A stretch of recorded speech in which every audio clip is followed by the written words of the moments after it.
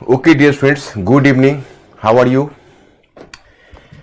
कल तो हमने राजनीतिक इतिहास पूरा आपको छोड़ा हुआ था। एक बार मैंने कहा था कि आप लोग पूरे को रिवाइज करने के बाद थोड़ी सी बौद्धिक जुगाली करके आप आ जाइएगा। जो एरिया में कल लिया मैंने और आज भी लूंगा, और आज मैं कहां तक पहुंचता हूं पता नहीं, लेकिन मैंने जो आपको डायग्राम बनाए हैं आपको उसी डायग्राम को फॉलो करना है। जैसे हम पार्ट फर्स्ट से पार्ट सेकेंड पर आ चुके हैं, आपको याद होगा। पार्ट सेकेंड पर भी हम परिवर्तन को कैसे रेखांकित कर रहे हैं, राजनीतिक, प्रशासनिक, आर्थिक, सामाजिक, राजनीतिक, आर्थिक, सामाजिक और सांस्कृतिक, 4 पार्ट में हम डिवाइड किया। राजनीतिक को 2 पार्ट में डिवाइड किया, एक है राजनीतिक विस्तार, दूसरा है प्रशासन। तो राजनीतिक विस्तार मैंने कल समाप्त किया, आज पहले हमें प्रशासन कवर करना है। प्रशासन में बहुत ज्यादा समय नहीं लगेगा, तो उम्मीद है कि हम अर्थव्यवस्था में आसानी से घुस जाएंगे और मैं क्लास में ही आपको याद करवा दूंगा। लेकिन कल का होमवर्क मुझे चाहिए, और मैंने जो आपको होमवर्क दिया था, मैंने आपको कहा था कि आप अच्छे ढंग से रिवाइज करके और बौद्धिक जुगाली करके आइएगा।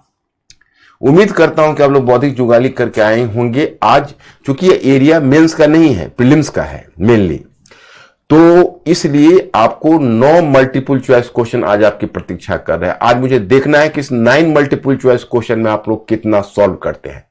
तो मैं स्टूडेंट्स अब शुरू करते हैं, क्योंकि 9 क्वेश्चन है तो थोड़ा सा टाइम ज्यादा देना होगा। तो आज शुरू करते हैं। पहले द क्वेश्चन नंबर फर्स्ट, ऋग्वैदिक सभ्यता का प्रसार निम्नलिखित में किस क्षेत्र में नहीं था। ऋग्वैदिक civilization didn't expand in which of the following regions? Choice A Kashmir, choice B Haryana, choice C Gujarat and choice D Rajasthan. आपको पता यह करना है कि किस रीजन में ऋग्वैदिक सिविलाइजेशन का एक्सपेंशन नहीं था। आपको उसमें से एक खोज कर निकालना है। Be fast.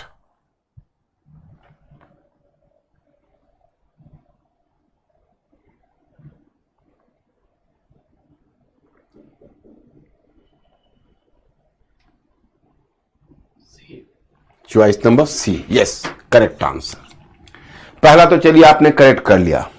अब क्वेश्चन नंबर 2, प्रवाहन जयवाली नामक शासक निम्नलिखित में से किस राज्य से जुड़ा हुआ था। प्रवाहन जयवाली नामक शासक निम्नलिखित में से किस राज्य से जुड़ा हुआ था। Choice A Kuru, choice B Panchal, choice C Kosala and choice D Kashi. मतलब the ruler Pravahana Jaivali was associated with which of the following regions. Here the choices are clear. Choice A Kuru, choice B Panchal, choice C Koshan and choice D Kashi. You have to select one of them.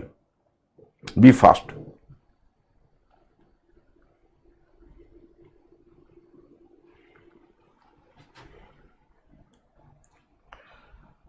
B for Bombay. B for Bombay. Yes, even second question you have done correct. Well done. 2 आपने correct कर दिया। अभी 7 questions आपको करने हैं। आज 9 के 9 में आप कितने करेक्ट देते हो वो मुझे देखना है। तो क्वेश्चन नंबर 2 हो गया। क्वेश्चन नंबर 3 में आते हैं।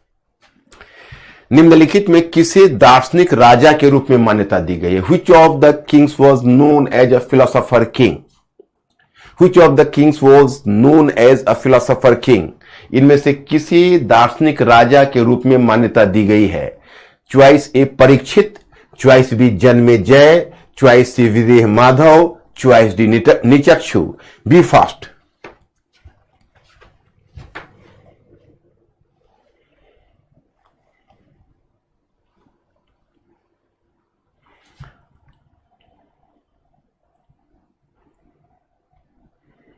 C. Choice number C, Videha Madhava. Yes, you have taken the correct answer even the question number 3। तो 9 में अभी तक 3 के 3 आपके करेक्ट हुए, 3 में 3। अब मैं देखता हूं कि C6 में आपका क्या परफॉर्मेंस रहता है। तो चलिए 3 का 3 आपने करेक्ट किया अभी तक। आप क्वेश्चन नंबर 4 में आइए। चंद्रगुप्त मौर्य ने भारत में सिकंदर के पलायन का लाभ उठाकर अपनी राजनीतिक स्थिति को मजबूत किया था। इसकी सूचना हमें किस ग्रंथ से मिलती है। Chandragupta Maurya made benefit from the situation from the exit of Alexander from India.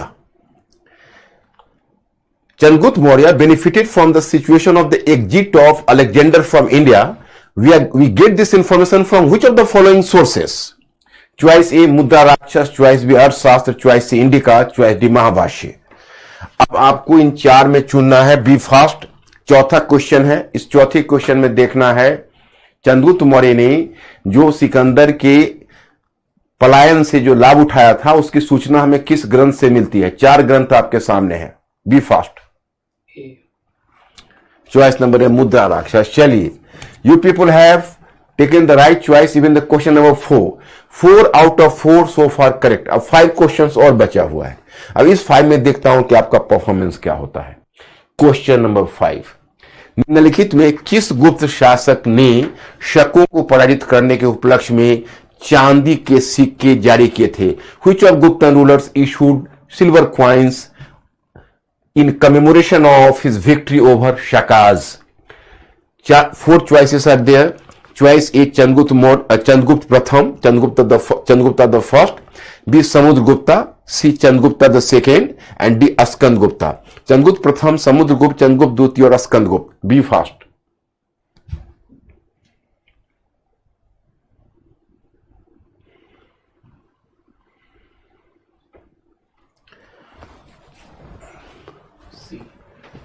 सी, चंद्रगुप्त द्वितीय। 5-5। आज तो आप रिकॉर्ड करने जा रहे हो। 5 में 5 क्वेश्चन अब तक करेक्ट कर दिए, एक भी क्वेश्चन आपने गलत नहीं किया है। 9 क्वेश्चन, अब 4 क्वेश्चन बचे हुए। अब इस 4 में देखता हूं कि आपका ये मेंटेन रहता है या नहीं। क्वेश्चन नंबर 5 था। क्वेश्चन 6, किस गुप्त विद्वान ने चंद्रगुप्त विक्रमादित्य को रामगुप्त की हत्या के पश्चात राज्यारोहण का जिक्र किया है? Which of the following scholars have mentioned about the coronation of Chandragupta II after assassination of रामगुप्ता? मतलब रामगुप्त को हत्या के बाद चंद्रगुप्त विक्रमादित्य के या चंद्रगुप्त द्वितीय के राज्यारोहण, उसके कोरोनेशन की चर्चा किस स्कॉलर ने की है? Choice A, Amar Singh, choice B, Kalidas, choice C, Vishakh Datta, choice D, Shudraka. 4 है आपको सिलेक्ट करना है करेक्ट चॉइस।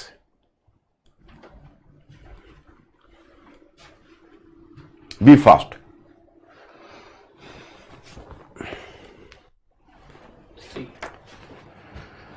सी। और इसमें दोनों में सी, विशाख दत्त। यस, विशाख दत्त की 2 रचना है, एक है मुद्रा राक्षस, दूसरा है देवी चंद्रगुप्तम।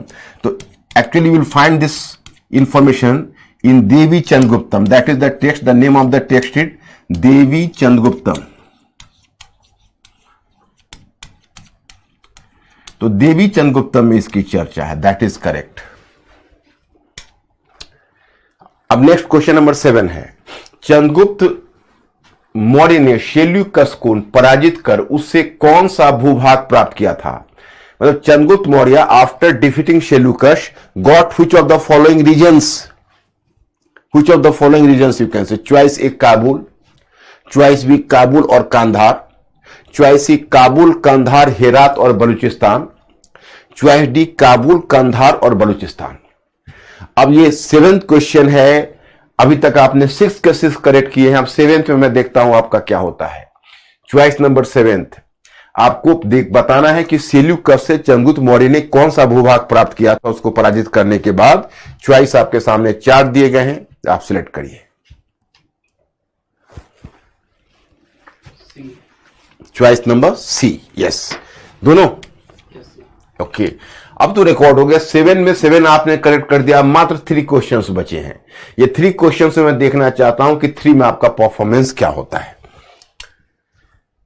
निम्नलिखित में कौन सा महाजनपद अजातशत्रु के द्वारा जीतकर मगध साम्राज्य में मिला लिया गया था? Which of the following mahajanapadas was conquered and annexed by Ajatashatru to Magadhan Empire? Point 1 अंग, point 2 वज्जी संघ, Vajji confederacy, 3 Kaushal and 4 Avanti. Choice है चॉइस ए केवल 1 और 2, बी 2 और 3, सी 1, 2 और 3 और डी 1, 2, 3, 4। मीन्स की A only 1 and 2, then B 2 and 3, C 1, 2 and 3 and D 1, 2, 3 and 4। So be fast the question number 8। अब देखना आप रिकॉर्ड बचाते हो या टूट जाता है।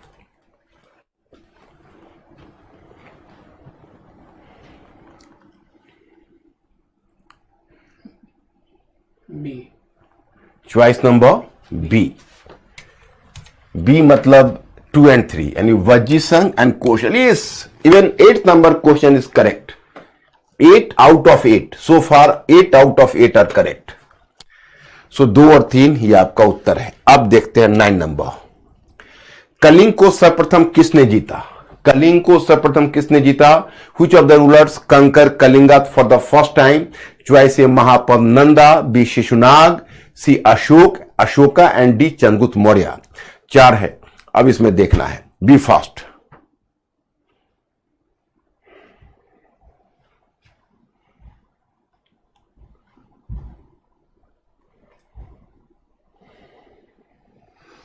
ए चॉइस नंबर ए महापद। अरे चलो 9 के 9 करेक्ट कर दिया, मात्र एक क्वेश्चन बचा है। 9 ही अच्छा टोटल 9 ही, अच्छा टोटल 9 ही क्वेश्चन है। 9 के 9 करेक्ट है, मैं 10 नहीं लाया था। 9 के 9 क्वेश्चन करेक्ट आपके हो गए। आपने रिकॉर्ड कर दिया, आउटस्टैंडिंग परफॉर्मेंस किया आज आपने। अब मुझे एक इंफॉर्मेशन दीजिए भाया Ankur, mister Ankur will inform me कि कल जाकर आपने पूरा रिवाइज किया था और रिवाइज करने के बाद थोड़ा जो मैंने सूत्रा बताया था कि थोड़ी सी बौद्धिक जुगाली की थी, यानी इंटेलेक्चुअल फर्मेंटेशन किया था। यस और नो? सो प्लीज राइट कि have you revised the work seriously study and have you done the mental you can say intellectual fermentation as well? क्या आपने बौद्धिक जुगाली भी की थी? तो आप थोड़ा इन्फॉर्म करिए हमें।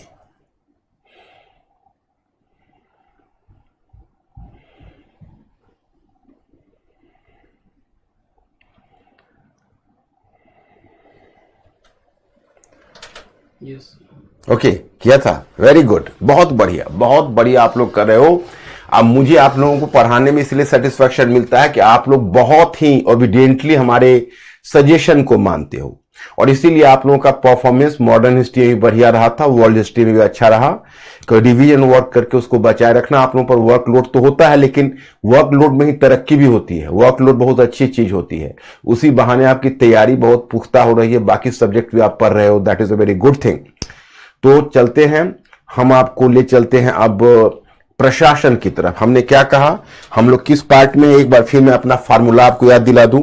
हम लोग हैं, पहले हम लोगों ने पार्ट फर्स्ट कवर कर लिया है, अब हम लोग पार्ट 2 में हैं और पार्ट 2 में हमारा पार्ट क्या क्या है तो आपको पता है कि पहले राजनीतिक मतलब पॉलिटिकल है और पॉलिटिकल को हमने 2 पार्ट में बांटा हुआ है। एक है ज्योग्राफिकल एक्सपेंशन या राजनीतिक विस्तार या पॉलिटिकल एक्सपेंशन, जो हमने सफलतापूर्वक इसको कवर किया। ओके, और अब दूसरा हमारा है प्रशासन। ये 2 हम लोगों, अब हमको प्रशासन स्टार्ट करना है। ओके, उसके बाद तब हम लोग आर्थिक पर आएंगे और आर्थिक में आप देखोगे कृषि, शिल्प, व्यापार, मुद्रा, अर्थव्यवस्था, उद्योग आदि यानी इकोनॉमिक, और तब हम लोग सामाजिक करेंगे। तो इतना तो प्रीलिम्स के लिए करना है और इसके दोहरा फायदे भी है, आम के आम और गुठलियों के दाम। एक तो इसको हम प्रीलिम्स के पॉइंट ऑफ व्यू से देखेंगे और दूसरा क्या है कि कल्चर हमारा मेंस और प्रीलिम्स दोनों का पार्ट है। चौथा होगा सांस्कृतिक, जिसमें कई सारे एस्पेक्ट होंगे कल्चरल। सबसे पहले यहां पर हम धर्म और दर्शन से शुरू करेंगे। हम लोग जो तैयारी कर रहे हैं उसमें आपको मजा इसलिए आएगा क्योंकि हम एक बार हॉरिजेंटल चल रहे हैं, वर्टिकल नहीं चल रहा। वर्टिकल में क्या होता, पहले वैदिक काल को इतने पार्ट में डिवाइड करते, अब इतने पार्ट में डिवाइड करके फिर जब बुद्ध काल में राजनीतिक पर लौटते तब तक आप सांस्कृतिक से राजनीतिक पर लौटने में पीछे का भूल चुके होते। तो हमने क्या किया कि पूरे राजनीतिक को वैदिक काल से पूर्व मध्यकाल तक ले गए। अब मैं पूरे प्रशासन को वैदिक काल से मध्यकाल तक ले जा रहा हूं।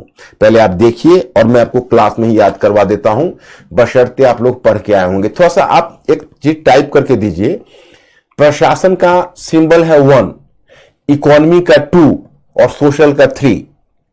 Okay, administration 1, economy 2 and social 3, मतलब प्रशासनिक 1, राजनीतिक 2 और प्रशासनिक 1, आर्थिक 2 और सामाजिक 3। ये 3 सिंबल हुआ। आप लोग जरा सा आप टाइप करिए जल्दी कि आप लोगों ने इसमें कौन कौन सा पार्ट करके आ रहे हो। 1 2 3 तीनों, 1 2 वॉट एवर, बी फास्ट।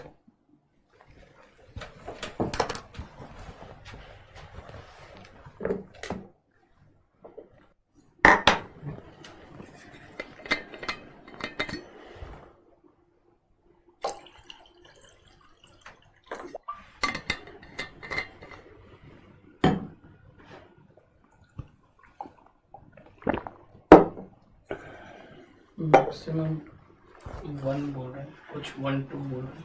बस 1 ही करके आए हो केवल।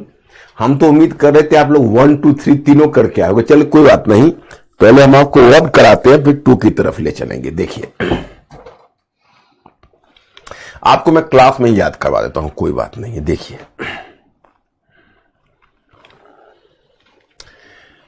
पहले हम लाते हैं, देखिए प्रशासनिक संरचना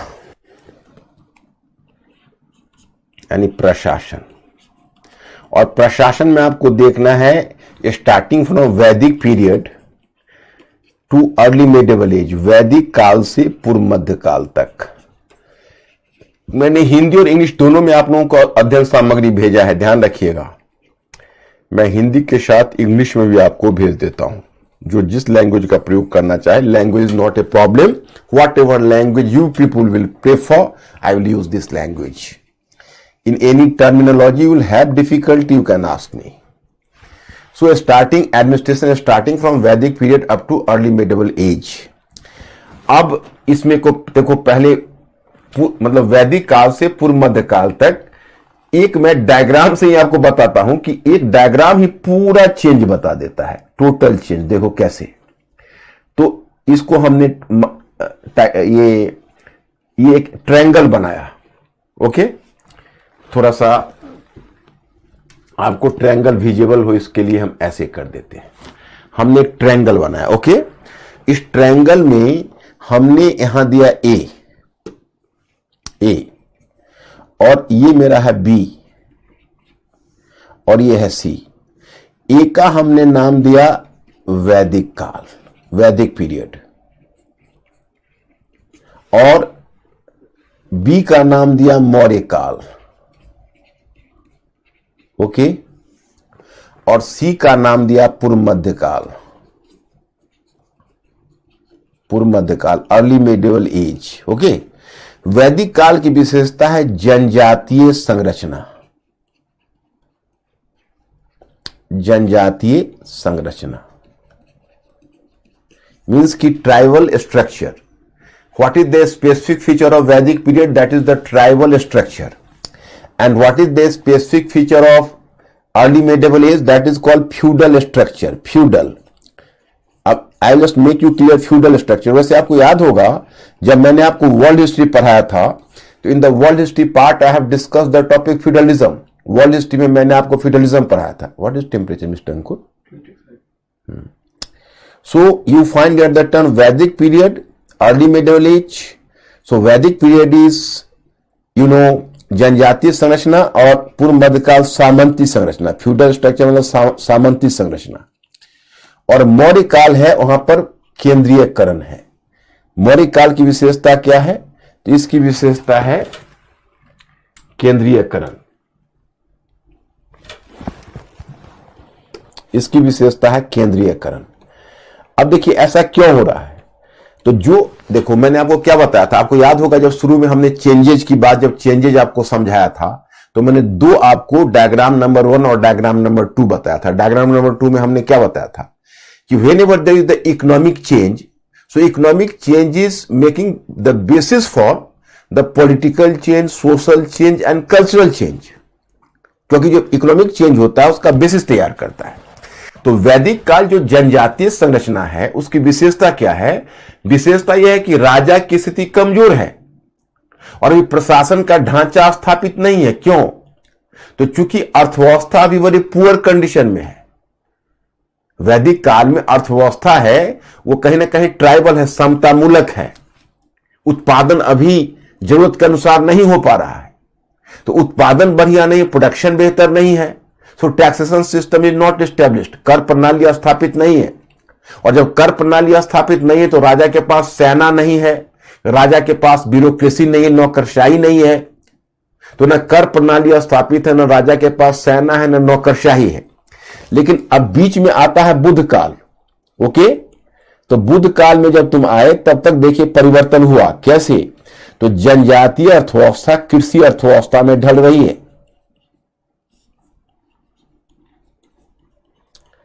जनजातीय अर्थव्यवस्था कृषि अर्थव्यवस्था में ढल रही है। तो क्योंकि मध्य गंगा घाटी में मैं इकोनॉमी में बताऊंगा कि लोहे के उपकरणों का प्रयोग हुआ तो व्यापक कृषि अधिशेष हुआ। तो कृषि अधिशेष ने शिल्पों और व्यापार के विकास को प्रोत्साहन दिया। मनी इकोनॉमी आई यानी मुद्रा अर्थव्यवस्था का विकास हुआ और मुद्रा अर्थव्यवस्था के विकास के साथ नगरीकरण की प्रक्रिया शुरू हुई। तो जब इकोनॉमिक रिसोर्सेस बढ़े तो राज्य की शक्ति बढ़ी। क्यों? कर प्रणाली स्थापित हुई। Now king can impose the so many number of taxes. तो राजा कर लगा सकता था। तो जब वो कर लगाने लगा तो बड़ी मात्रा में कर आने लगी तो पहली बार स्टैंडिंग आर्मी कहते हैं अस्थायी सेना को स्थापित किया गया। और फिर उसके बाद प्रोफेशनल यानी अपने जो पहले भाई बिरादर को ही अधिकारी का पद देते थे तो उनको कहते थे रक्त संबंध पर आधारित नौकरशाही। तो रक्त संबंध पर आधारित नौकरशाही का एरा समाप्त हो गया and there started an era of professional bureaucracy. So era of professional bureaucracy started from here. तो ये आप देखते हो कि ये प्रोफेशनल ब्यूरोक्रेसी की शुरुआत हो गई, मतलब कि व्यावसायिक नौकरशाही की शुरुआत हुई। तो देखो कितना बड़ा फर्क आ गया पहले में और अब में। तो ये चीजें बुद्ध काल में आई। जब मौर्य काल में आते हो तो इकोनॉमी और ग्रो की क्योंकि राज्य का रोल इकोनॉमी में बढ़ गया।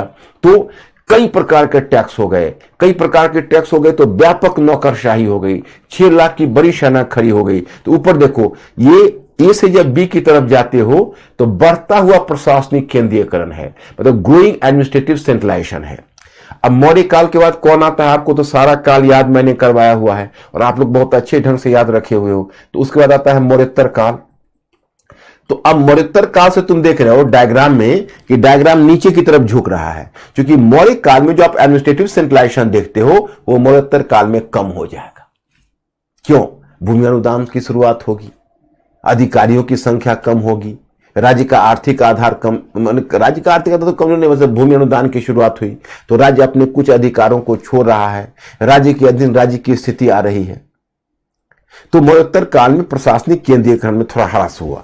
गुप्त काल में और भी ह्रास हुआ क्योंकि अधिकारियों की संख्या भी कम हो रही है, एक अधिकारी को एक से अधिक पद दिए जा रहे हैं, भूमि अनुदान की संख्या बढ़ी है तो राज्य अपने दायित्व को कम कर रहा है। तो गुप्त काल में और भी केंद्रीयकरण का ह्रास हुआ। और जब गुप्त काल से गुप्तोत्तर काल आते हो तो गुप्तोत्तर काल में और भी तुम देखते हो केंद्रीयकरण का ह्रास हुआ, क्योंकि जो प्रक्रिया गुप्त काल में चल रही थी भूमि अनुदान की, गुप्तोत्तर काल में और भी बढ़ गई।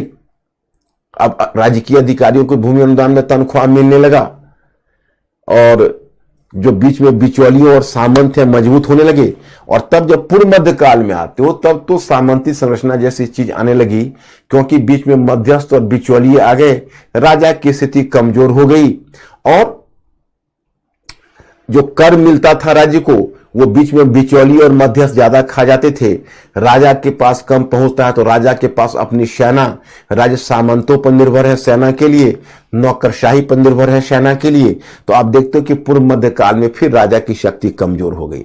तो देखो जनजाति, अब वैदिक काल और पूर्व मध्य काल में एक कॉमन पॉइंट आपको दिखेगा। एक कॉमन पॉइंट यह है कि दोनों में राजा की स्थिति कमजोर है। और वैदिक काल में जनजातीय संरचना है, जो ट्राइबल स्ट्रक्चर होगा तो राजा की स्थिति कमजोर होगी, क्योंकि अर्थव्यवस्था उतना उत्पादन नहीं कर पा रही है, उतना अधिशेष नहीं है कि कर प्रणाली स्थापित होगी, तो राजा के पास नौकरशाही और सेना स्थापित नहीं हो पाएगी।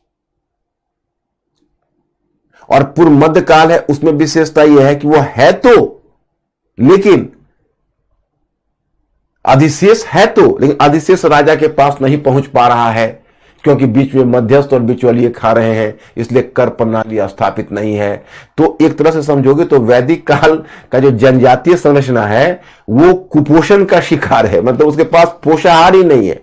और पूर्व मध्य काल वो स्थिति है सामंती संरचना कि इतना पोषाहार मिला कि अब वो बीमार पड़ चुका है और इसलिए शरीर को पोषाहार नहीं मिल पा रहा है बीमारी के कारण। लेकिन दोनों में एक कॉमन पॉइंट है कि किंग की स्थिति कमजोर है, और पहले वाले में जनजातीय संरचना में मध्यस्थ और बिचौलिए हैं ही नहीं, लेकिन पूर्व मध्य काल में सामंती संरचना में मध्यस्थ और बिचौलिए हैं। तो देखा ना, मैं एक बार वैदिक काल से पूर्व मध्य काल को पहले मैंने 10 मिनट में ब्रीफ कर दिया। ये पूरा चेंज कॉन्सेप्चुअली इतना ही है। अब मैं चैप्टर बाय चैप्टर बढ़ता हूं और आपको याद करवाता चलता हूं। ये तो आपको समझ में आया होगा कि नहीं, आई डोंट नो, लेकिन चैप्टर टू चैप्टर बढ़ूंगा तो जरूर समझ में आएगा। ओके, अब चलिए शुरू करते हैं पहले वैदिक काल से।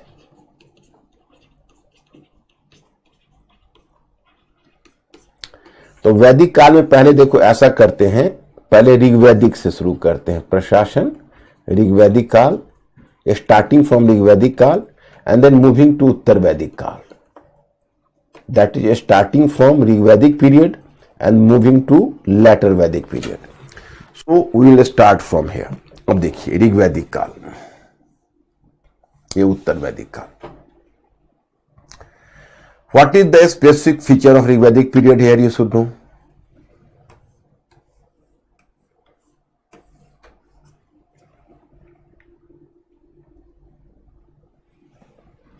एक,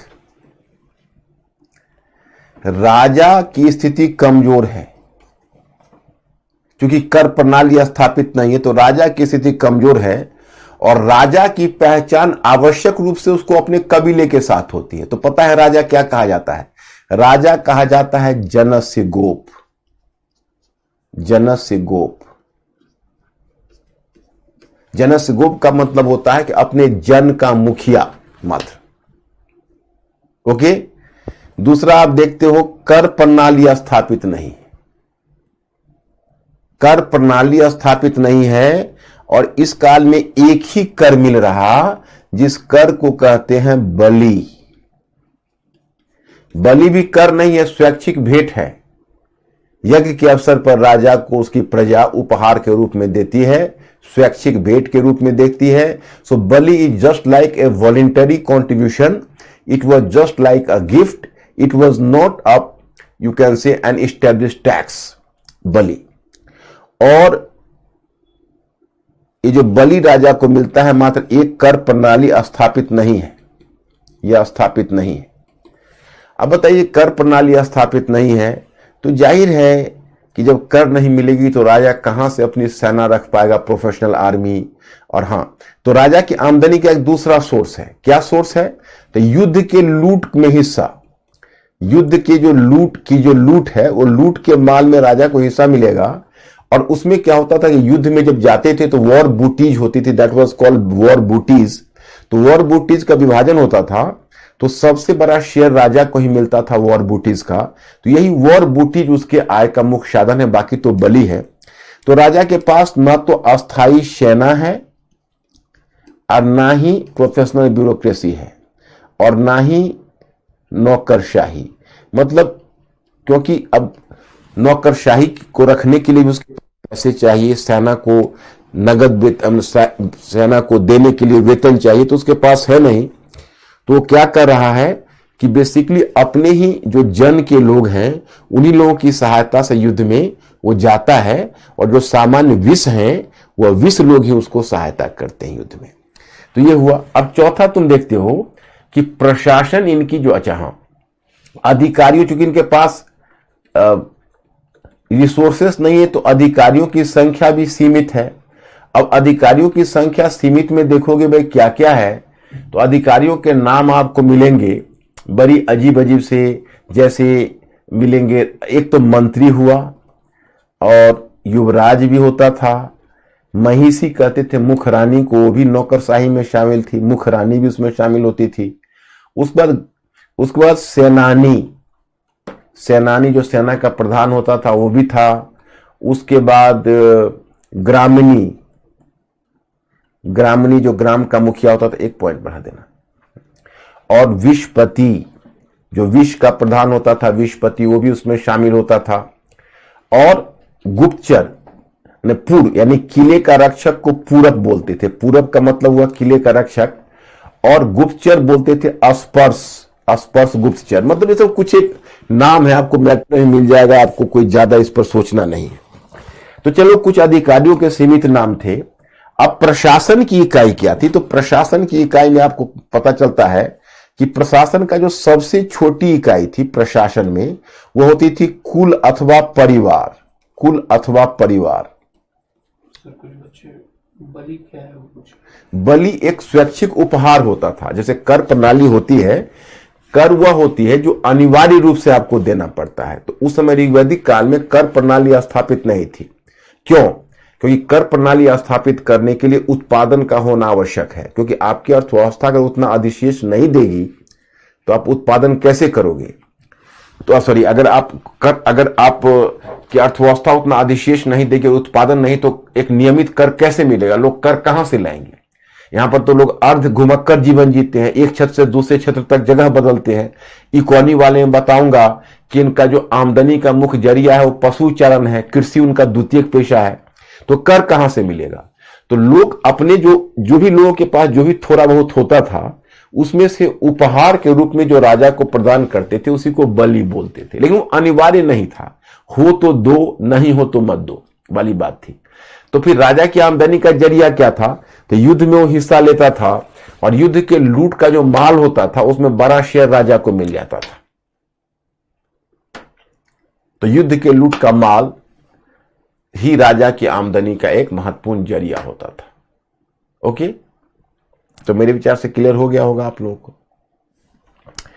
अब कुल अथवा परिवार प्रशासन की सबसे छोटी इकाई था। प्रशासन की जो इकाई होती है सबसे छोटा कुल, मतलब अपना वंश समझते हो ना, वंश में केवल अपने रक्त संबंध के लोग होते थे, वो भी पूरा स्थापित नहीं हुआ था, और परिवार में नाना मामा सब कुछ शामिल होता था।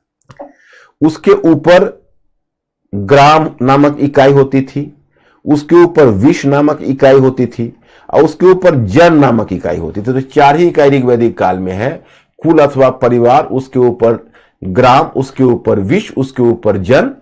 तो आपको ऋग्वेद में जन शब्द की 275 बार चर्चा मिलेगी और जनपद शब्द की एक बार भी चर्चा नहीं मिलेगी। जनपद शब्द का प्रयोग ऋग्वैदिक काल में नहीं हुआ है, क्योंकि आर्य अभी अस्थायी जीवन नहीं जी रहे। अभी आर्य क्या है, तो अभी इनके बारे में पता चलता है कि राज्य जन आधारित है, राज्य जन आधारित है, राज्य क्षेत्र आधारित अभी नहीं हुआ है। राज्य क्षेत्र आधारित होगा उत्तर वैदिक काल में। अब आते हैं उत्तर वैदिक काल में, देखते हैं क्या क्या परिवर्तन हुए। परिवर्तन बिल्कुल आसानी से आप समझ जाओगे। देखो, परिवर्तन में पहला तो राज्य क्षेत्र आधारित हो गया, मतलब लोग अस्थायी जीवन जीने लगे तो राज्य भी अब खास क्षेत्र में स्थापित होने लगा, तो राज्य क्षेत्र आधारित हो गया, राज्य क्षेत्र आधारित पहला। दूसरा देखते हो कि राजा की, चूंकि अब राजा की स्थिति पहले से बेहतर हुई, क्योंकि देखो पहले क्या था कि छोटा मोटा कबीला था जो इधर से उधर घूमते थे, अब एक क्षेत्र में बसने लगे तो राज्य का आकार बड़ा हुआ, अब जनपद होगा तो एक राज्य का आकार बड़ा होगा, और उसमें अलग अलग समूह के, मतलब आर्य के साथ गैर आर्य भी उसकी परिधि में बसने लगेंगे, तो राजा की स्थिति पहले से मजबूत होगी, कर प्रणाली भी ज्यादा स्थापित होगी। तो राजा अब बड़ी बड़ी उपाधि लेने लगेगा, मतलब राजा की उपाधि पहले तो जनसगोप था, अब वो सर्वजनीन, सर्वभूमिपति और एकराट, मतलब सर्वजनीन, सर्वभूमिपति और एकराट जैसी बड़ी बड़ी उपाधि अब राजा लेने लगेगा। और पता है आपको, कर प्रणाली स्थापित हो जाएगी, बलि अनिवार्य कर हो जाएगा। पहले आपने क्या देखा था, ऋग्वैदिक काल में बलि थी, लेकिन ऋग्वैदिक काल में बलि स्वैच्छिक कर था, अब बलि हो जाएगा अनिवार्य कर। क्या हो जाएगा बलि, अब बलि हो जाएगा अनिवार्य कर, तो बलि होगी अनिवार्य कर। ओके, और बलि के साथ भाग का क्या होता था, भाग होता था भू राजस्व, जैसे उत्पादन का 16वां भाग के रूप में लिया जाता था, तो बलि, भाग और शुल्क का मतलब चुंगी। तो जहां ऋग्वैदिक काल में एक बलि नामक आप कर सुनते थे, यहां पर भाग और शुल्क भी सुनने लगते हैं। तो कर प्रणाली स्थापित हुई तो राजा के पद की प्रतिष्ठा बढ़ गई, समझ गए हो। अब राजपद के साथ यज्ञ जुड़ गया, अब ब्राह्मण नियमित यज्ञ कराते थे। इसी में आपको सुनने को मिलेगा कि इसमें अश्वमेध यज्ञ, ये अश्वमेध जो उसमें क्या होता था, उस यज्ञ में आपको पता ही है कि घोड़े को छोड़ा जाता था अश्वमेध में, और जिस क्षेत्र में घोड़ा जाता था उस क्षेत्र पर अपना कब्जा माना जाता था। कोई घोड़े को पकड़ लेता था तो युद्ध होता था, तो अश्वमेध यज्ञ एक यज्ञ हुआ। दूसरा वाजपेयी में क्या होता था, रथ दौड़ होता था, उसमें राजा के रथ को सबसे आगे निकलना है, इसको प्राचीन काल का ओलंपिक भी कहा जाता है। तो अश्वमेध, वाजपेयी, राजसूय यज्ञ होता था, जो कोई राजा अपने को बड़ा पराक्रमी मानता था तो राजसूय यज्ञ करता था। महाभारत में अगर आपने कथा सुनी होगी तो युधिष्ठिर ने राजसूय यज्ञ किया था, जिसमें दुर्योधन गया था और उसने जो वहां पर बनाया हुआ था इंद्रप्रस्थ को, ये ऐसा विश्वकर्मा ने बनाया था कि दुर्योधन को जहां सूखा है वहां भी पानी दिखता था। और दुर्योधन जो देखा इंद्रप्रस्थ का ऐश्वर्य, तो उसके मन में इतनी जलन हुई कि जुए में उसने युधिष्ठिर को हराने का निर्णय लिया और युधिष्ठिर को और पांचों पांडव को वह चाहा कि हम पांचों पांडव के सारी धन हड़प के उनको भिखारी बना दे।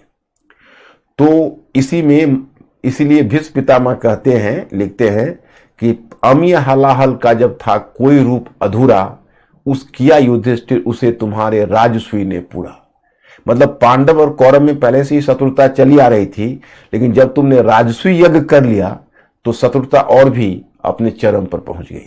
तो राजसूय यज्ञ भी एक होता था।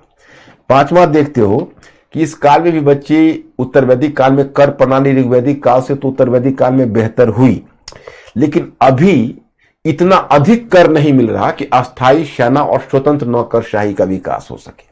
स्वतंत्र का मतलब हुआ, देखो स्वतंत्र नौकरशाही या व्यावसायिक नौकरशाही का मतलब बताता हूं तो लोग कंफ्यूज मत करना। उसका मतलब होता है कि एक ऐसा अधिकारी वर्ग जिसकी नियुक्ति, जिसकी पदोन्नति और जिसको मुअत्तल किए जाने के निश्चित नियम हो, जिनको नगद में वेतन दिया जा सके। तो नगद वेतन की शुरुआत नहीं है, तो अपने ही रक्त संबंध को नौकरशाही यानी अधिकारी वर्ग, नौकरशाही के मतलब अधिकारी वर्ग, अपने ही रक्त संबंध के लोगों को अधिकारी वर्ग में रखा जाता है। और अभी अस्थायी सेना का विकास नहीं हुआ है, अपने ही जो विश्व के लोग हैं वही लोग सैनिक सेवा में शामिल होते हैं। तो इसलिए अस्थायी सेना और स्वतंत्र नौकरशाही का विकास नहीं हुआ, उत्तर वैदिक काल में भी नहीं हुआ। अब आप देखते हो कि प्रशासन की सबसे उसमें आपने, उसके बाद एक चीज मैं भूल गया था ऋग्वैदिक काल में, जिसको मैं थोड़ा सा मेंशन कर देता हूं, फिर उत्तर वैदिक काल में आता हूं। ऋग्वैदिक काल में 4 जनजातीय संस्था आप सुनते थे। वो 4 जनजातीय संस्था थी सभा, समिति, विदत एवं गर। सभा, समिति, विदत एवं गर। तो सभा जो थी उसको माना जाता था वरिष्ठ जनों की संस्था थी, वो जिसमें केवल वरिष्ठ जन को हिस्सा लेते थे उसमें। और समिति होती थी, जनसामान्य की संस्था होती थी और राजा के निर्वाचन से भी जुड़ी हुई थी। और विदत को कहते थे कि उस सैनिक कार्य से जुड़ी हुई संस्था थी। और गर एक तरह का गणतंत्र जैसे चीजों का बोधक है, गर का कोई निश्चित मीनिंग नहीं है। जब उत्तर वैदिक काल में आते हो तो इसमें क्या होता है कि जनजातीय संस्था कमजोर हो जाती है, क्योंकि लोग अस्थायी जीवन जीने लगते हैं तो जनजातीय संस्था कमजोर हो जाती है। तो विदत और गर जिसका नाम आपने सुना है, तो विदत एवं गर लुप्त हो जाते हैं और सभा और समिति ये लुप्त हो जाते हैं, और सभा और समिति का जो पहले की शक्ति है वो छिन्न हो जाती है। तो उत्तर वैदिक काल में आपको केवल सभा और समिति का विवरण मिलता है, उनकी भी पहले जैसी शक्ति नहीं रह गई। और छठी चीज है कि यहां पर प्रशासन की सबसे छोटी इकाई में कुल या परिवार, उत्तर वैदिक काल में कुल या परिवार ही प्रशासन की सबसे छोटी इकाई है। उसके ऊपर ग्राम है, उसके ऊपर विष है, उसके ऊपर जन है। लेकिन उत्तर वैदिक काल में उसकी ऊपर एक और भी इकाई बन गई जो ऋग्वैदिक में नहीं थी, वो थी जनपद। तो ऋग्वैदिक काल में केवल जन जैसी संस्था आपको मिलती थी सर्वोच्च इकाई के रूप में, और उत्तर वैदिक काल में सर्वोच्च इकाई के रूप में कौन सी स्थापित हो गई, उसका नाम है जनपद। जहां जनता का पैर पड़ता हो वहां तक, मतलब जनपद जैसी इकाई। उपनिवेश कहां से ले आए? कहीं गलत तो नहीं तुम पढ़ रहे हो? नहीं, वही लिखा है। उपनिवेशों के अध्ययन को अंतर्विरोधों का अध्ययन नहीं करते। अंजलि, हमें लगता है कि आप कंटेक्ट दूसरे में चले गए। जहां पर मैंने मॉडर्न हिस्ट्री में आपको उपनिवेशवाद जहां पढ़ाया है, वहां पर मैंने बताया है कि इसको अंतर्विरोधों की श्रृंखला कहा जाता है। अंतर्विरोधों की श्रृंखला कहते हैं, और विरुद्धों की श्रृंखला, a series of contradictions. A series of contradictions यह है कि उपनिवेशवाद होता है, उसका स्वाभाविक परिणाम होता है गरीबी और पिछड़ापन। लेकिन अनजाने ही जिस देश को उपनिवेश बनाता है, मातृदेश, वहां पर अनजाने ही वह विकास को प्रोत्साहन देता चला जाता है। जैसे उदाहरण के लिए बताता हूं कि जैसे वो आपके यहां रेलवे बनाए, तो रेलवे का तो परिणाम गरीबी ही तब तक हुआ क्योंकि आपको कर्ज से आप लद गए, उसका कर्ज आपको चुकाना पड़ा, रेलवे का फायदा ब्रिटिश को मिला। लेकिन इसका दूरगामी फायदा आपको मिला तो भारत का भी आधुनिकीकरण हुआ। उसी को कहते हैं पिछड़ेपन बनाम विकास का अंतर्विरोध। ये उपनिवेशवाद में मैंने आपको बताया था, लेकिन अभी उसका ओकेजन नहीं था। अंजलि अचानक से जंप करके मॉडर्न हिस्ट्री से आप एंशिएंट में आ गए, और सॉरी एंशिएंट से मॉडर्न पर चले गए और सीधा उपनिवेशवाद से क्वेश्चन कर दिया। तो वो तो मैंने अनुमान से पकड़ लिया कि आप क्या पूछना चाहती हैं। तो मुझे लगता है कि अभी संदर्भ एंशिएंट पर ही रहा जाए तो ज्यादा बेहतर है, क्योंकि बाकी बच्चे जो एंशिएंट से हैं तो उनको फिर दिक्कत हो सकती है। तो एक बात बताइए, अब तक जो मैंने ऋग्वैदिक से लेटर वैदिक जो प्रशासन पढ़ाया है तो वहां आप लोग क्लियर हो गए, क्योंकि मैं फिर कल क्वेश्चन लाने वाला हूं और आज तो आप लोगों ने रिकॉर्ड कर दिया, 9 के 9 क्वेश्चन करेक्ट कर दिया। अब कल देखूंगा कि कितने क्वेश्चन आप लोग करेक्ट करते हो। क्वेश्चन है, अंशिका पूछ रही है कि सर जब सेना नहीं थी तो सेनानी कैसे होते थे? जैसे सेना तो देखो प्रोफेशनल, अंशिका मेरी बात पर गौर करिए। हमने यह कहा कि अस्थाई सेना नहीं थी। अस्थाई सेना का मतलब है कि एक ऐसी आर्मी जो प्रोफेशनल हो और जिसको नगद तनख्वाह दिया जाता हो, ऐसी सेना नहीं थी। लेकिन अपने ही भाई बिरादर के लोगों को सेना बनाकर युद्ध में जाते थे। आखिर युद्ध तो होता था और राजा का पद तो युद्ध के अनुकूल था, तो युद्ध मैदान में वो जाते थे अपने ही भाई बिरादर के लोगों को लेकर। तो इसलिए वहां पर एक सेनानी की जरूरत पड़ती थी। आकाश पूछ रहे सर, मौर्य वंश के पतन का क्या कारण था? आकाश कहां से कहां पहुंच गए यार। मैं अभी ऋग्वैदिक और उत्तर वैदिक पर हूं। इस तरह आकाश तुमने जंप क्यों मार दिया? प्लीज संदर्भ रहो। आप लोग इतने ब्रिलियंट हो, लेकिन ऐसा क्वेश्चन पूछोगे तो फिर मतलब लगता है कि आप सीरियस नहीं हो। फिर अब बात चल रही है ऋग्वैदिक से उत्तर वैदिक पर आए, फिर मैं बुद्ध काल पर आऊंगा, फिर मौर्य काल पर आऊंगा। अभी मौर्य काल का पतन तो अभी नहीं बताऊंगा, मैं मौर्यकालीन प्रशासन बताऊंगा। आप जान रहे हो कि मेरा स्कीम क्या है, तो फिर आप क्वेश्चन को मेरे स्कीम के अनुसार ही पूछा करो। सर विश्व कौन होते हैं? विश्व एक प्रशासन की इकाई थी। विश्व वैसे समुदाय को भी बोलते थे, लोगों के समुदाय को विश्व कहा जाता था। यहाँ पर जो प्रशासन की इकाई में परिकल्पना की गई कि सबसे नीचे परिवार या कुल हो और उसके ऊपर ग्राम हो, उसके ऊपर विश्व हो। विश्व मतलब समुदाय को ही बोलते थे। उसके ऊपर जन हो, उससे बड़ा मतलब परिवार या कुल इतना छोटा, ग्राम उससे बड़ा, विश्व उससे भी बड़ा, जन उससे बड़ा और जनपद सबसे बड़ा। और फिर बुद्ध काल में आओगे तो महाजनपद सुनोगे। अब आगे चर्चा करेंगे महाजनपद की। जन कहते थे लोगों का, मतलब लोगों का जो समुदाय होता था उसको जन बोलते थे। और जनस गोप का हुआ जन का मुखिया, यानी लोगों का मुखिया। मतलब राजा की स्थिति उस समय तक मजबूत नहीं थी। राजा अपने कबीले से बहुत अलग नहीं था, वो जस्ट मून अमंग स्टार्स था, मतलब बड़े भाई की तरह था। क्योंकि वो जनजातीय संरचना थी, जनजातीय संरचना में राजा की स्थिति भी मजबूत नहीं हुई थी, कबीले के साथ पहचान होती थी और उसमें उसको जनस गोप कहा जाता था।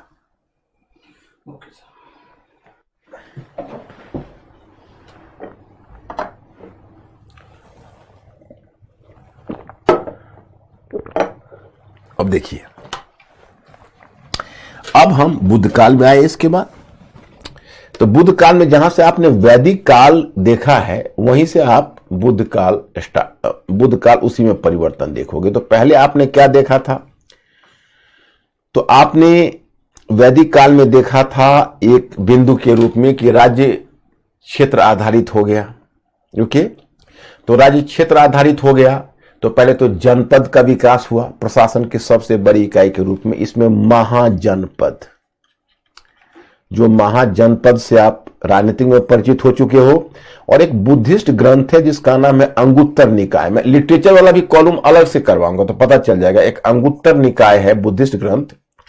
उस बुद्धिस्ट ग्रंथ में 16 महाजनपद का विवरण मिलता है, जो 16 महाजनपद से आप लोग वाकिफ हो चुके हो। तो सबसे बड़ी इकाई के रूप में महाजनपद आ गया। अब राजा की स्थिति पहले से काफी मजबूत हो गई, क्योंकि राजा अब महाजनपद का प्रधान था। महाजनपद का प्रधान था। ओके, और 16 महाजनपद के अलावा 10 आपको अराजक गणतंत्र की चर्चा हिमालय की तलहटी में मिलती है। अराजक गणतंत्र, ओके। और ऐत्रेय ब्राह्मण नामक ग्रंथ में, ऐत्रेय ब्राह्मण एक ब्राह्मण ग्रंथ है, मैं आपको लिटरेचर अलग से पढ़ाऊंगा, इसलिए अभी इस सब से चिंता मत करना। ऐत्रेय ब्राह्मण नामक एक ग्रंथ है, ब्राह्मण ग्रंथ है, उसमें राजत्व की अवधारणा दी गई है। राजत्व की अवधारणा में कहा गया है कि एक बार राजा और देवता के बीच एक बार राक्षस और देवता के बीच युद्ध हो रहा था, और उस युद्ध में तमाम प्रयास के बावजूद देवता पराजित हो रहे थे। ओके, तो तमाम प्रयास के बीच युद्ध देवता पराजित हो रहे थे, तो वैसी स्थिति में देवताओं ने मिलकर प्रजापति एक देवता है जो मैं धर्म वाले में बताऊंगा, देवताओं ने मिलकर प्रजापति के समक्ष एक यज्ञ किया, और फिर प्रजापति ने अपने बेटे इंद्र को देवताओं का राजा नियुक्त कर दिया। और एक बार जब इंद्र को देवताओं का राजा नियुक्त कर दिया तो देवता युद्ध जीतने लगे। तो इस कहानी से आपने क्या सीखा? यह कहानी यह दर्शाती है कि राजा का पद युद्ध के अनुकूल था, बिना राजा के युद्ध नहीं जीता जा सकता था। अगर आप युद्ध जीतना चाहते हो तो राजा को लेकर चलना होगा। ये इस कहानी का मुख्य सार है। तो ऐत्रेय ब्राह्मण नामक ग्रंथ में इसकी चर्चा मिलती है। तीसरा क्या है? कर प्रणाली स्थापित हो गई।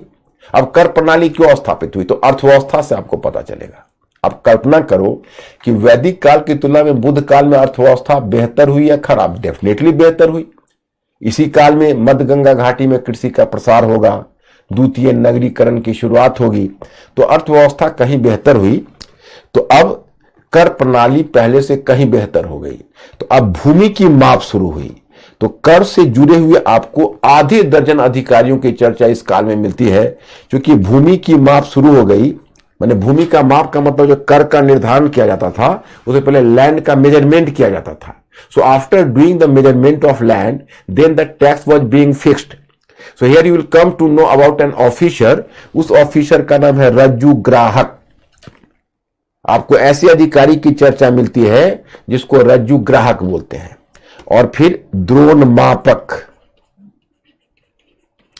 द्रोण मापक का मतलब जो अनाजों में लोगों से भूरा लेते थे, द्रोण मापक। सॉल्किक वैसे अधिकारियों को कहते हैं जो चुंगी वसूल करते थे। So here you will come to know about at least half a dozen of officers associated with the taxation system.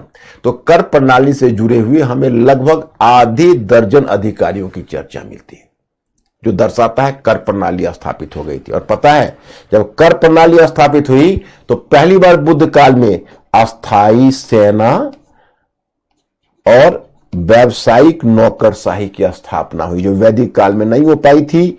Buddha काल में अस्थायी सेना और व्यावसायिक नौकरशाही की स्थापना हुई, कर प्रणाली स्थापित हुई, लैंड मेजरमेंट शुरू हुआ, और अस्थायी सेना और व्यावसायिक नौकरशाही अथवा स्वतंत्र नौकरशाही का विकास हुआ। अब अधिकारियों को नगद में तनख्वाह दिया जाता था और उनके सर्विस के निश्चित नियम बनाए गए।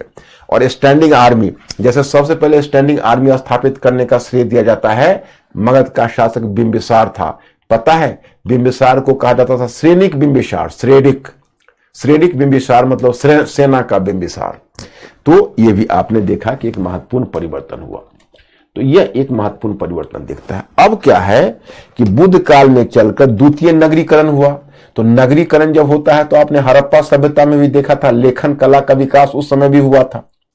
लेखन कला का विकास तो हुआ, लेकिन हम लोग लिखित साहित्य पढ़ नहीं सके, याद है? Although writing system developed, but we could not understand and perceive and we cannot decipher the Harappan script. लेकिन यहां पर तो स्क्रिप्ट डिसाइफर हो रहा है, यहां पर तो स्क्रिप्ट डिसाइफर हो रहा है, ब्राह्मी स्क्रिप्ट है, और लेखन कला का विकास हुआ। तो पहली बार अब राजकीय दस्तावेज का मतलब है कि जो प्रशासन की कार्यवाही होती थी वो लिखित रूप में प्रशासन की कार्यवाही होने लगी, तो उसके लिए राजकीय दस्तावेज बनने लगा, पता है। और राजकीय दस्तावेज से जुड़ा हुआ एक अधिकारी था, जिस अधिकारी का नाम था अक्षपटलाधिकृत। राजकीय दस्तावेज से जुड़ा हुआ एक अधिकारी होगा, उस अधिकारी का नाम क्या होगा? अक्षपटलाधिकृत। मतलब पहली बार आपको अक्षपटलाधिकृत नामक अधिकारी का नाम मिलेगा जो राजकीय दस्तावेज से जुड़ा हुआ है। मैंने पहले आपको अध्ययन सामग्री दी हुई है, फिर मैं पढ़ा रहा हूं और कल मैं क्वेश्चन लेके आऊंगा। आज आप लोगों ने रिकॉर्ड किया है, इस रिकॉर्ड को आप लोग मेंटेन रखना फिर कल, और फिर जाके आज रिवाइज करना अच्छे ढंग से।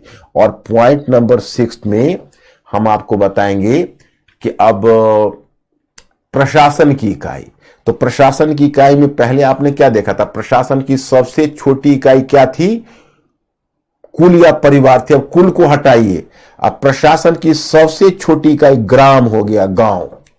यानी प्रशासन की सबसे छोटी इकाई के रूप में ग्राम का विकास वही बुद्ध काल में हुआ जो आज तक चल रहा है, बुद्ध काल। और प्रशासन की सबसे बड़ी इकाई क्या बना? महाजनपद। वैदिक काल में ऋग्वैदिक काल में प्रशासन की सबसे बड़ी इकाई जन था, उत्तर वैदिक काल में प्रशासन की सबसे बड़ी इकाई जनपद बन गया, इस काल में प्रशासन की सबसे बड़ी इकाई महाजनपद। Mahajanapada, you come to know about mahajanapada. Okay, तो ये है बुद्ध काल का। तो बुद्ध काल मैंने संपन्न किया, अब आप लोग ओके करिए तो फिर मौर्य काल में बढ़ूंगा। कुछ बच्चे 12 रत्न पूछे। हाँ, यस। जब मैं उत्तर वैदिक काल में था तो अधिकारियों के, जैसे ऋग्वैदिक काल की तुलना में उत्तर वैदिक काल में, देखो उत्तर वैदिक काल में भी तो आपको मैंने बताया कि अस्थायी सेना और स्वतंत्र नौकरशाही का विकास नहीं हुआ था, परंतु उत्तर वैदिक काल में ऋग्वैदिक काल की तुलना में अधिकारियों की संख्या में वृद्धि हुई थी। क्या हुई थी? तो ऋग्वैदिक काल की तुलना में अधिकारियों, क्योंकि देखो ऋग्वैदिक काल की इकोनॉमी की तुलना में उत्तर वैदिक काल की इकोनॉमी तो बेहतर तो होगी ही ना। तो उसकी इकोनॉमी बेहतर होगी तो कर प्रणाली ऋग्वैदिक काल की तुलना में उत्तर वैदिक काल में ज्यादा बेहतर ढंग से स्थापित होगी। That is the one factor. तो ऋग्वैदिक काल की तुलना में उत्तर वैदिक काल में कर प्रणाली ज्यादा बेहतर ढंग से स्थापित होगी। That is the one factor. और ऋग्वैदिक काल की तुलना में जो उत्तर वैदिक काल है उसमें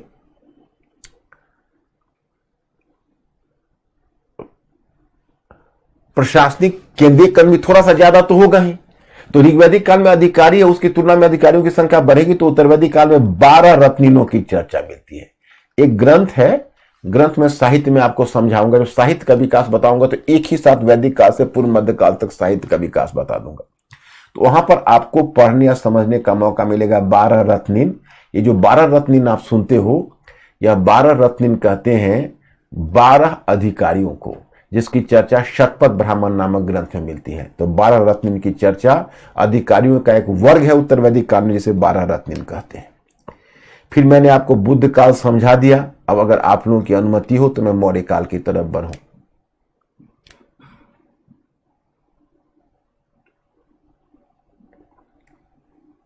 और मिस्टर अंकुर, हाँ बोलो। सीनम पूछ रही है, अक्ष पटलाधिकृत किसे कहते हैं? अक्षपटलाधिकृत कहते हैं कि जो राजकीय दस्तावेज, मतलब the officer who was dealing with royal documents, the officers who was maintaining the royal documents. क्योंकि उस काल में क्या हुआ कि जब लेखन कला का विकास हुआ तो जो सरकारी कार्य था उसको अब लिखित दिया जाने लगा, तो लिखित दस्तावेज उसका तैयार किया जाता था। तो इस दस्तावेज को मेंटेन करने वाला जो अधिकारी था उसी का नाम था अक्षपटलाधिकृत। अरविंद पूछ रहे सर कि ये सब पीटी के लिए याद करना जरूरी है नाम? याद हो जाएगा तो क्या दिक्कत है। कल राजनीतिक इतिहास तुम लोगों ने कितना बढ़िया किया, तो प्रशासन कर लोगे तो बुराई क्या है। इसके लिए मैं तुम्हारे दिमाग को कष्ट तो नहीं दे रहा हूं। ऋग्वैदिक काल से उत्तर वैदिक काल देखोगे, उत्तर वैदिक काल से बुद्ध काल देखोगे, और जैसे मैंने तरीका बता दिया है, थोड़ा बौद्धिक जुगाली करते हुए निकल जाओगे। आप इसको बर्डन के रूप में क्यों लेते हो? मजा के रूप में लो ना। स्टडी को आप अगर मजा के रूप में लोगे तो फिर आपके लिए ऊपर बर्डन कहां पड़ेगा। मैं बहुत ज्यादा फैक्ट्स आपको दे कहां रहा हूं, बहुत ज्यादा फैक्ट्स दे कहां रहा हूं। आप अगर मान लो किसी गाइड बुक में जाओगे तो आपको परेशान करके रख देगा। हम तो आपको एक सिस्टम बना दिया है, उस सिस्टम को देखते चलोगे, फैक्ट्स खुद याद होता चलेगा, तब तुम्हारे हाथ पांव क्यों फूल रहे। अमन पूछ रहे सर, जुडिशियल व्यवस्था कैसी थी? जुडिशियल कुछ नहीं है, उस समय तो जुडिशियल सिस्टम डेवलप नहीं था। हाँ, अगर कोई अपराध करता था, गाय चुराना अपराध था वैदिक काल में, तो उसके लिए सजा थी, उसको जुर्माना लिया जाता था, अंग भंग भी कई बार कर दिया जाता था। तो जुर्माना लेना, अंग भंग करना, शारीरिक दंड देना, यही सब दंड के प्रकार थे। लेकिन जुडिशियल सिस्टम तो भी डेवलप नहीं था। आगे बढ़े।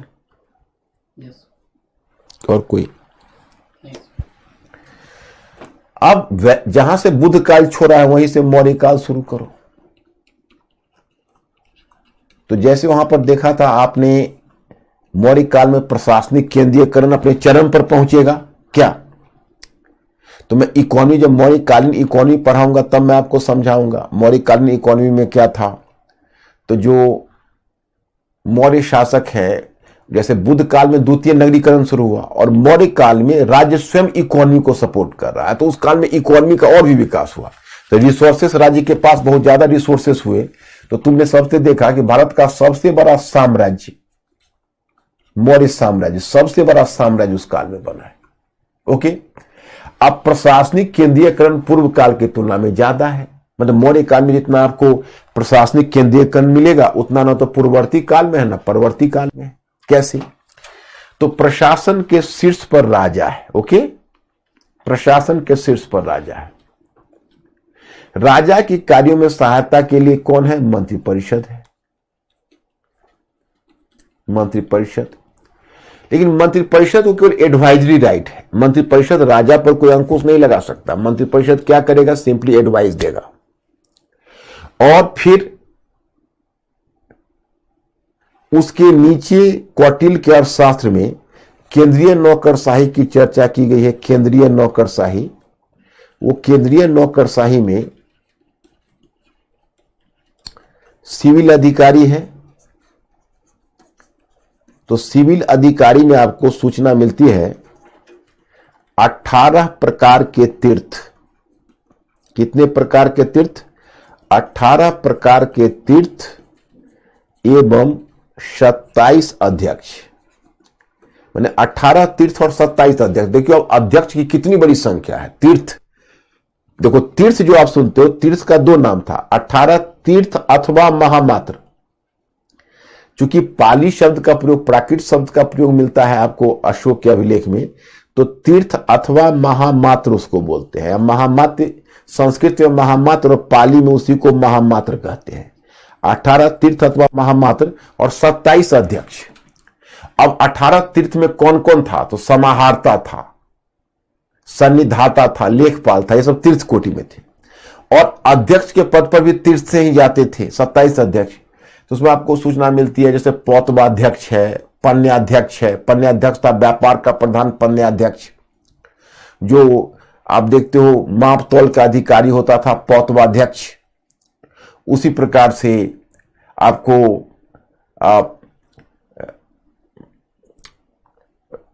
जो जंगल का प्रधान होता था उसको, जो खनन का प्रधान होता था आक्राध्यक्ष बोलते थे। जो चारागाह का प्रधान होता था विविताध्यक्ष बोलते थे। जो गणिकाओं वेश्याओं का प्रधान होता था तो गणिकाध्यक्ष बोलते थे। तो इस तरह से 27 अध्यक्षों का विवरण आपको मिलता है। इतनी बड़े अधिकारी वर्ग है। और उसी प्रकार से जो प्लिनी है, एक विदेशी लेखक है, वो मौर्यों के 6 लाख की सेना की बात करता है। 6 लाख सेना। कौटिल्य के अर्थशास्त्र में अधिकारियों की बात है, लेकिन नंबर ऑफ सेना की सूचना हमें ग्रीक सोर्स से मिलती है कि इतनी बड़ी सेना थी। उसके बाद आपको सूचना मिलती है मौर्य काल में कि साम्राज्य का विभाजन देखो प्रांत में हुआ। साम्राज्य का विभाजन किस में हुआ? तो प्रांत में हुआ। तीर्थ का मतलब हुआ सर्वोच्च अधिकारियों का वर्ग। तीर्थ अथवा महामात्र, तीर्थ कहो महामात्र कहो दोनों एक होता था। तो मौर्यों के अधीन जो सर्वोच्च अधिकारियों का वर्ग होता था उसी को तीर्थ अथवा महामात्र कहते थे। अब देखो, अब साम्राज्य का विभाजन 4 प्रांतों में हुआ। कितने प्रांत? 4 प्रांत। 1 2 3, पाटलिपुत्र लेके तो 5 हो गया। पाटलिपुत्र राजधानी ही थी, लेकिन उसमें जैसे उत्तरापथ एक था, तो उत्तरापथ वाला जो प्रांत था उत्तरापथ, उसका राजधानी तक्षशिला था। फिर अवंती राष्ट्र था, तो अवंती राष्ट्र की राजधानी कौन था? तो उज्जैन था। फिर तोसली था, तोसली की राजधानी कलिंग था। फिर आप देखोगे उड़ीसा में राज्य था, और फिर सुवर्णगिरी था। तो सुवर्णगिरी की राजधानी आप देखते हो कि वो इस तरह से ब्रह्मगिरी, मतलब इस तरह से ये 4 प्रांत थे। और इन जो 4 प्रांत थे, इन चारों प्रांतों में 3 प्रांत में तो कुमार नामक अधिकारी था, और एक प्रांत में आर्यपुत्र। आर्यपुत्र जो है वो आपको तोषली नामक, जो सुवर्णगिरी नामक प्रांत में आर्यपुत्र, और बाकी जो अधिकारी का नाम मिलता है कुमार। तो देखो अब मौर्यों ने कैसे केंद्रीयकरण किया हुआ है। जैसे प्रांत में जो अधिकारी कुमार है, तो कुमार के अंदर भी एक मंत्री परिषद होती थी, समझ रहे हो, मंत्री परिषद। लेकिन इस मंत्री परिषद को क्या राइट था, मैं आपको बता दूं। इस मंत्री परिषद को राइट यह था कि अगर कोई संवेदनशील बात की सूचना है, तो संवेदनशील की बात की सूचना कुमार को बताए बिना सीधा केंद्र को भेज सकता था। किसी संवेदनशील बात की सूचना कुमार को बताए बिना वो सीधा केंद्र को प्रेषित कर सकता था। इसका मतलब है कि कहीं ना कहीं प्रशासनिक केंद्रीयकरण है, कुमार पर चेक लगाया जा रहा है कि प्रांत में कोई गलत गतिविधि हो तो इसकी सूचना सीधा केंद्र को मिले। तो ये प्रांत का प्रशासन उनका था। अब प्रांत के बाद आप देखते हो तब आता है जिला। तो जिला को कहते थे विषय। तो जो जिला है वो जिला के स्तर पर आपको सूचना मिलती है कि जिला अधिकारी का जो पद था, जिला वो जिला, तो जिला में कौन से अधिकारी थे? 3 तरह के अधिकारी थे। इसके लिए नाम आता है प्रादेशिक। प्रादेशिक सामान्य प्रशासन देखता था। युक्त रज्जुक, रज्जुक जो भू राजस्व प्रशासन देखता था, और ग्रामीण प्रशासन से भी रज्जुक नामक अधिकारी जुड़ा हुआ था। और तीसरा है युक्त। युक्त कहते थे लेखपाल। जिला स्तर पर जो लेखपाल का काम करता था उसको युक्त कहते थे। ओके, तो युक्त, रज्जुक और प्रादेशिक, ये 3 अधिकारी जिला प्रशासन से जुड़ा हुआ था। उसके नीचे आओगे तो उसके नीचे आपको गांव का समूह, जो गांव का समूह था, गांव का समूह, वो गांव के समूह के स्तर पर 2 अधिकारी मिलता था। एक अधिकारी था गोप। गोप नामक अधिकारी सामान्य प्रशासन देखता था, और दूसरा अधिकारी था, उसका नाम था अस्थानिका। अस्थानिका भू राजस्व प्रशासन देखता था। लेकिन गोप नामक जो अधिकारी था उसका एक और भी काम था। गोप नामक अधिकारी जनगणना यानी सेंसस से भी जुड़ा हुआ था। He was associated with census. Asthanika was associated with revenue collection, and Gopa was exclusively associated with maintaining the common administration and maintaining the law and order situation। तो ये है। और प्रशासन की सबसे छोटी इकाई गांव था। तो ग्राम में ग्रामिका नामक अधिकारी था, जो गांव का हेड था, ग्रामिका। तो खैर यही है। इसके अलावा नगर प्रशासन की चर्चा भी हमें मिलती है, और नगर प्रशासन में विशेषकर पाटलिपुत्र के प्रशासन की चर्चा मेगास्थनीज करता है, पाटलिपुत्र के प्रशासन की। और जानते हो पाटलिपुत्र प्रशासन में मेगास्थनीज क्या कहता है? कहता है कि 6 समितियों के द्वारा पाटलिपुत्र का प्रशासन किया जाता था। उसमें 6 समितियों का जिक्र करता है कि जो 6 कमिटीज है, so the 6 committees were running the administration of Pataliputra. Pataliputra का एडमिनिस्ट्रेशन कौन रन करता था? तो 6 समितियां रन करती थी। तो पाटलिपुत्र के प्रशासन का जिक्र मिलता है, उसमें 6 समितियों की बात की जाती है। इसके अलावा आपको एक सूचना मिलती है न्याय, और उसके बाद नगर प्रशासन के बारे में कौटिल्य भी सूचना देता है। वो नगर प्रशासन में नगरक नामक अधिकारी की बात करता है कि जिसकी सहायता के लिए प्रदेष्टा और समाहर्ता नामक अधिकारी होता था, कौटिल्य के अनुसार नगरक नामक अधिकारी के साथ। और अगर तुम अशोक के अभिलेख में देखोगे तो अशोक के अभिलेख में एक नया नाम मिलता है नगर व्यवहारिक। अशोक के अभिलेख में जो सूचना मिलती है वह सूचना मिलती है नगर व्यवहारिक नामक अधिकारी की। तो इस प्रकार से आप देखते हो कि नगर प्रशासन जो मेगास्थनी 6 समितियां, उसका नगरक नामक अधिकारी। और कौटिल्य यह भी चर्चा करता है कि नगर में आग एक बहुत बड़ा खतरा था। आग का खतरा कौटिल्य ने बताया है, और वो लॉ एंड ऑर्डर को बनाए रखने के लिए कहता था कि 9 बजे रात से 3 बजे सुबह तक, 3:30 बजे तक कर्फ्यू लगाना चाहिए ताकि लॉ एंड ऑर्डर मेंटेन रहे। मतलब कौटिल्य का अपना विचार है। उसके बाद न्याय प्रशासन में 2 तरह की बात करता है, 2 तरह का न्यायालय। एक को कहता है धर्मस्थीय।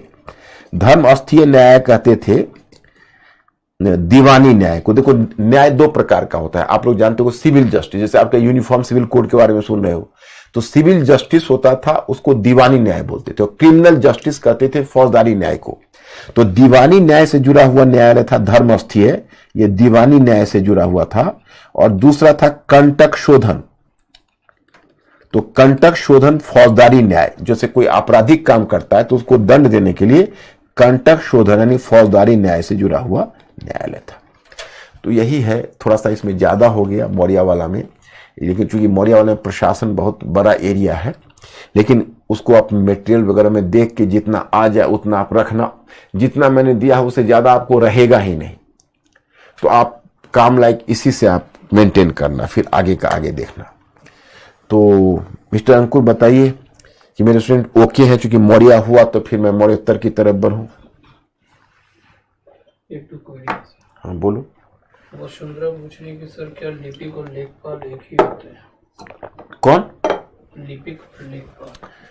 हाँ, लिपिक क्लर्क हुआ छोटे, और लेखपाल थोड़ा बड़े स्तर का हुआ, जो बड़े स्तर का अधिकारी हुआ, लेकिन दोनों का तो काम लिखना ही है, तो है तो एक ही तरह का अधिकारी। सौरभ पूछ रहे सर गो जो है वो 10 गांव मिलाकर होता है? ऐसा कुछ नहीं था, उसका कोई गणना स्पष्ट नहीं, अलग अलग सोर्स में अलग अलग है, कहीं 100 गांव कहीं 10 गांव ऐसा सूचना मिलती है। ओके। एक क्वेश्चन है सर उमेश का। उमेश। इतिहासकार रणवीर चक्रवर्ती मौर्य साम्राज्य के प्रशासन को विकेंद्रीकृत क्यों कहते हैं?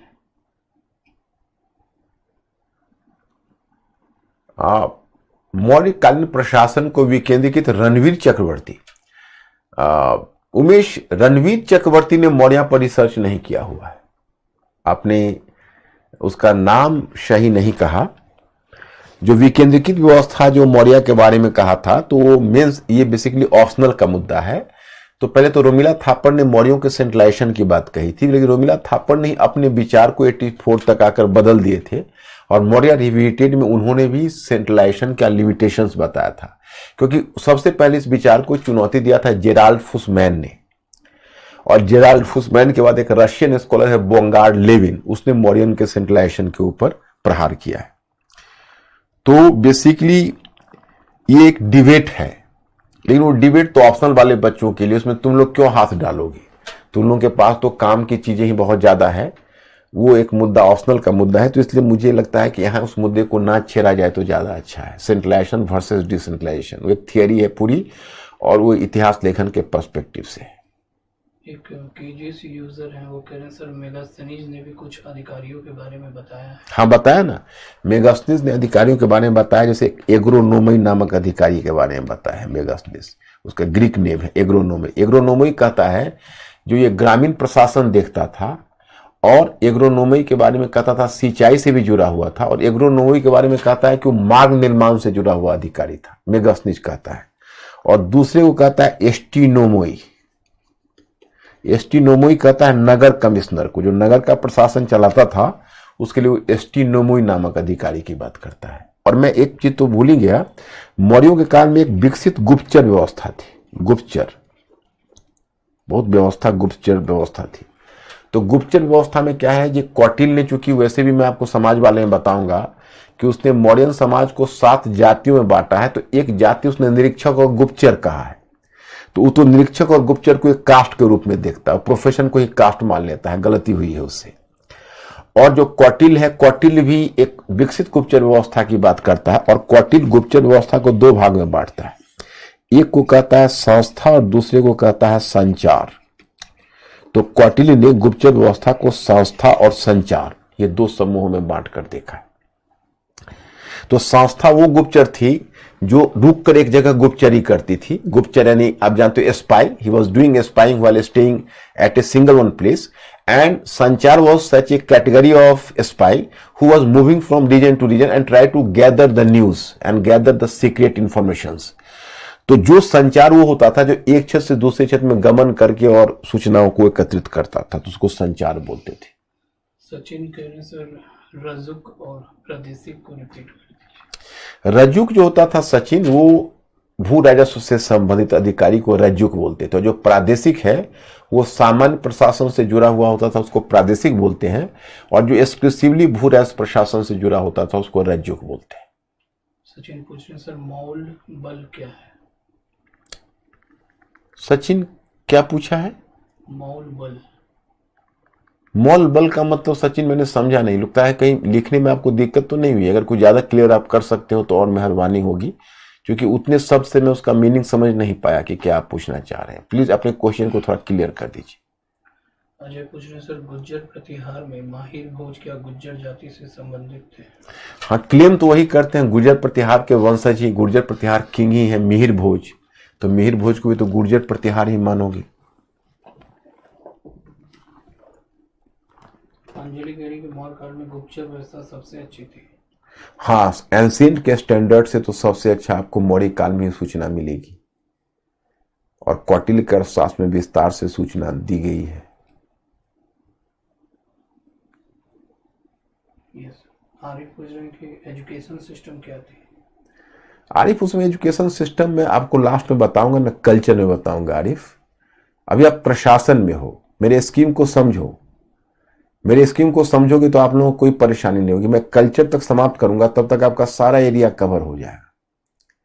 जैसे मैं स्कीम आपको बताना चाहता कि मैं पहले राजनीतिक कराया, यानी राज्य से साम्राज्य, राजवंश, शासक, फिर मैं करवा रहा हूं प्रशासन।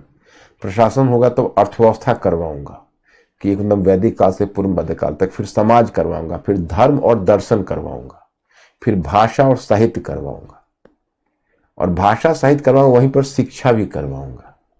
तो आरिफ, आपको जवाब मिल जाएगा। शिक्षा पद्धति का पूरा विकास दिखा दूंगा वैदिक से पूर्व मध्यकाल तक, और फिर उसके बाद मैं आपको कला करवाऊंगा। तो स्थापत्य कला का विकास कैसे हुआ, मूर्ति कला का कैसे हुआ, चित्रकला का कैसे हुआ, नृत्य और संगीत का विकास कैसे हुआ, तो उसको कराने का तो फिर विज्ञान और प्रौद्योगिकी करवाऊंगा। तो आपको जो सारा एरिया हो जाएगा। उसके बाद इतिहास के अध्ययन के स्रोत पर एक बार क्वेश्चन पूछा है, ग्रीक सोर्स है, चाइनीज सोर्स है और अरब सोर्स है, तो वो भी कवर करूंगा। तो जब ये सारा एरिया आपका कवर हो जाएगा तो क्वेरी आपका खुद समाप्त हो जाएगा। लेकिन सब एक जगह अभी नहीं होगा, सब अलग अलग जगह पर है। अमित पूछ रहे सर, अनुत्तर निकाय क्या है? अनुत्तर निकाय अंगुत्तर है। अंगुत्तर एक बुद्धिस्ट ग्रंथ का नाम है। लेकिन अमित कौन पूछ रहा है? अमित बुद्धिस्ट ग्रंथ है अंगुत्तर निकाय। लेकिन अभी थोड़ा धैर्य रखना पड़ेगा। मैंने क्या कहा कि संस्कृति वाले में जहां मैं भाषा और साहित्य कराऊंगा तो एक ही बार सारा टेक्स्ट वहीं रखूंगा। लगता है तुम लोग मेरे स्कीम को नहीं समझ रहे हो। अभी लिटरेचर पर मत पूछो, अभी केवल प्रशासन पर पूछो। फिर इकोनॉमी कराऊंगा तो केवल इकोनॉमी पर पूछो, जब समाज कराऊंगा तो केवल समाज पर पूछो, और जब मेरा सब समाप्त हो जाएगा तब तुमको जिससे मन है उससे पूछो। तब अब तुमको पूछने की जरूरत ही नहीं रह जाएगी, सब क्लियर हो जाएगा। मौर्य काल में महिलाओं की भूमिका क्या थी? समाज पर आने दो आलोक, मैंने अभी कहा और फिर तुमने वही प्रश्न दाग दिया। समाज आने दो, महिलाओं की भूमिका समझ में आ जाएगी। Okay sir. उधर वेबसाइट पर ठीक है, कंफर्टेबल है। सचिन जी, मौर्य काल में प्रधानमंत्री जैसी कोई पद थी? प्रधानमंत्री तो तब नहीं, हाँ मंत्री परिषद होती थी। तो मंत्री परिषद जब होती थी तो मंत्री परिषद का जो मुखिया होता था तो एक हेड तो होता ही था वहां भी, तो उस लिहाज में कर सकते हो प्रधानमंत्री भी। मौर्योत्तर काल टाइम पीरियड तो सबका आपको याद ही है। अब मौर्योत्तर काल से आपको एक दो नए ट्रेंड मिलेंगे जो आगे आपको ट्रेंड कहीं नहीं मिलेंगे। आपको मौर्योत्तर काल में एक दो ऐसे ट्रेंड मिलेंगे जो ट्रेंड आपको कहीं नहीं मिलेंगे।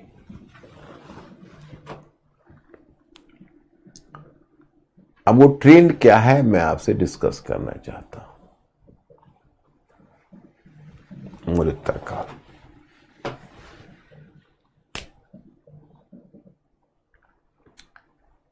जैसे सबसे पहले मौर्योत्तर काल में आपको याद है कि यही काल है जब इंडो ग्रीक शक पार्थियन कुषाण शासक थे। मौर्योत्तर काल में वो सातवाहन शासक थे। तो एक इसमें आपको ट्रेंड दिखेगा कि इस काल में राजत्व का दैवीकरण हुआ। अब राजत्व के जो दैवीकरण की शुरुआत हुई ये मौर्योत्तर काल से शुरू हुआ है, और यह राजत्व का दैवीकरण आगे चलता रहेगा। यानी राजा की तुलना देवता से, जैसे कुषाण शासकों ने देवपुत्र की उपाधि ली। कुषाण शासकों ने देवपुत्र की उपाधि ली। अब देवपुत्र की उपाधि ली तो ये चाइना से प्रभावित होकर भी ली। सातवाहन शासक के बारे में मिलता है कि गौतमीपुत्र सतकर्णी वगैरह है, वो अपनी तुलना कृष्ण, बलराम, भीम एवं अर्जुन से करते हैं। सातवाहन शासक कृष्ण, बलराम, भीम एवं अर्जुन से करते हैं। तो भाई इतनी देवताओं से तुलना क्यों करते हैं? देवता से तुलना करने की वजह क्या होगी?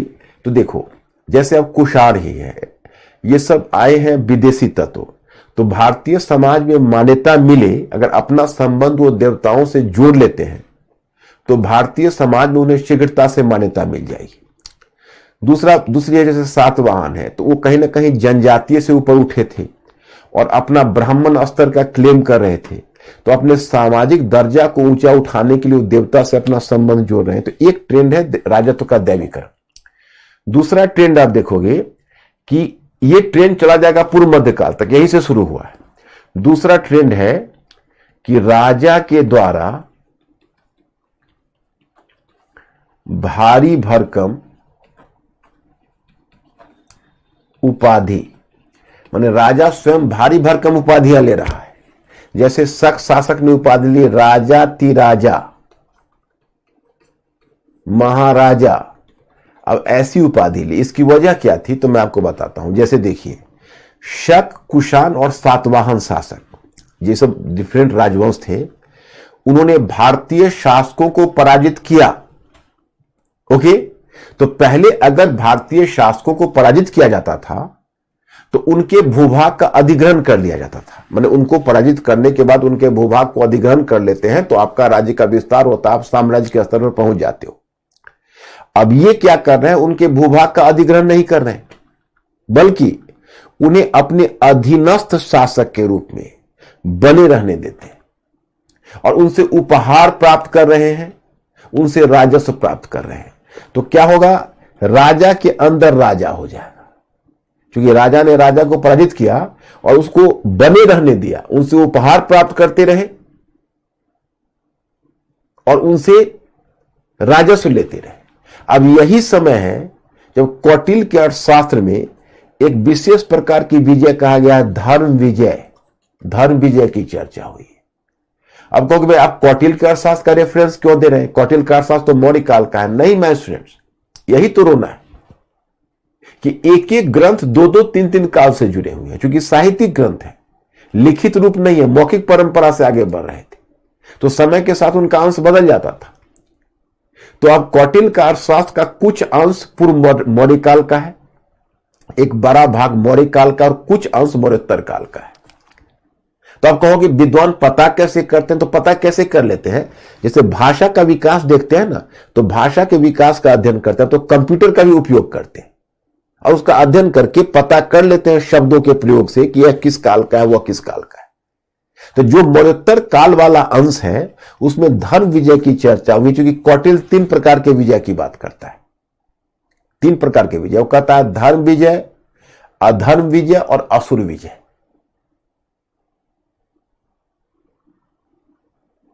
तो धर्म विजय हुआ है कि किसी शासक को पराजित किया, उसका भूभाग का अधिग्रहण नहीं किया, उसको अधीनस्थ अपने अधीन शासक के रूप में बने रहने दिया, उनसे उपहार प्राप्त करते हैं, राजस्व प्राप्त करते रहे। अधर्म विजय हुआ है कि जब आपने पराजित किया तो उसके भूभाग का अधिग्रहण कर लिया। और असुर विजय सबसे खराब माना गया कौटिल्य के अर्थशास्त्र में। उसमें उसको पराजित किया, उसके भूभाग का अधिग्रहण किया, उस शासक की हत्या कर दी, तो असुर विजय हो। तो धर्म विजय को विशेष महत्व दिया गया है। तो उस समय राज्य को पराजित किया जाता था, उसके भूभाग का अधिग्रहण नहीं किया जाता था, तो राजा के अधीन राजा हो गया। तो आप समझ सकते हो, जब उनका अधीन राजा जब राजा की उपाधि ले रहे हैं तो अब उनसे अपनी स्थिति को अलग करने के लिए उनको महाराजा की उपाधि लेनी पड़ती थी। जैसे आपके नौकर ने अगर श्री की उपाधि ले ली तो आप अपनी स्थिति को विशिष्ट करने के लिए श्री श्री 108 की उपाधि ले रहे हो। तो उससे अपने आप को अलग करने के लिए इन्होंने भारी भरकम उपाधियां लेनी शुरू कर दी। तो भारी भरकम उपाधियां, ये भी ट्रेंड पूर्व मध्यकाल तक चलेगा, यहीं से शुरू हुआ है, पूर्व मध्यकाल तक चलेगा, इसको रिपीट करता रहूंगा। फिर आप देखोगे भूमि अनुदान, भूमि अनुदान की शुरुआत हो गई। अब भूमि अनुदान की शुरुआत हुई तो अभी जो अनुदान दिया जा रहा है वो ब्राह्मणों या बौद्ध भिक्षुओं को दिया जा रहा है। सबसे पहले भूमि अनुदान किसने शुरू किया है पता है? अगर आपको जरूरत हो तो सातवाहन शासकों ने शुरू किया है, सातवाहन शासक। और सबसे पहला भूमि अनुदान का उदाहरण कौन है? तो प्रथम सदी ईसा पूर्व में पहला भूमि अनुदान हुआ और सातवाहन शासकों ने यज्ञ कराने वाले एक पुरोहित को दिया। फिर बौद्ध भिक्षुओं को दिया गया, यह अनुदान बौद्ध भिक्षुओं को दिया जाता था और ब्राह्मणों को दिया जाता था, लेकिन उन्हें केवल राजस्व प्राप्त करने का अधिकार था, प्रशासन वगैरह पर उन्हें कोई अधिकार नहीं था, बस राजस्व प्राप्त करिए और जाइए। लेकिन चलिए इसे राज्य का आर्थिक आधार थोड़ा राजा का राजस्व का थोड़ा हो सकता है कमजोर पड़ा हो, तो भूमि अनुदान की शुरुआत हुई। तो राजा अपने अधिकारियों की संख्या भी पहले की तुलना में सीमित कर रहा है। फिर आपको सूचना मिलती है इसके आगे कि जो सीमावर्ती क्षेत्र है, तो सीमावर्ती क्षेत्र पर नियंत्रण बनाए रखने के लिए शासकों ने सैनिक गवर्नरों की नियुक्ति शुरू कर दी। तो सैनिक गवर्नरों की नियुक्ति शुरू कर दी। तो सैनिक गवर्नरों में आप देखोगे कि जैसे गौलमिक, सातवाहनों के अधीन एक अधिकारी की नियुक्ति हुई, उसका नाम हुआ गौलमिक, वो सैनिक गवर्नर थे। चूंकि अब जंगली क्षेत्र, सीमावर्ती क्षेत्र है, तो वहां पर तो लोग विकसित नहीं है, तो वहां पर लोगों पर शासन कैसे होगा? तो सिविल अधिकारी शासन करने में अक्षम है, तो सैनिक गवर्नरों की नियुक्ति हो रही, तो गौलमिक नामक अधिकारी की नियुक्ति हुई। और अब जैसे सातवाहनों ने सैनिक गवर्नरों की नियुक्ति की, तो इंडो ग्रीक जो शासक थे, वो इंडो ग्रीक शासकों ने नियुक्ति शुरू कर दी सत्रातेगो, स्ट्रेटेगो, उसको अंग्रेजी में कहते हैं स्ट्रेटेगो, अरे हिंदी में दैट इज कॉल्ड सत्रातेगो। They started to appoint the officers like Satratego, Stratego, you can say, STRATEGO। इस तरह से सैनिक गवर्नरों की नियुक्ति हुई। तो खैर इसमें तो मौलिकता में कोई खास नहीं है, बस यही है। तो अब इसको ओके करोगे तो फिर मैं गुप्त काल में बढ़ूंगा।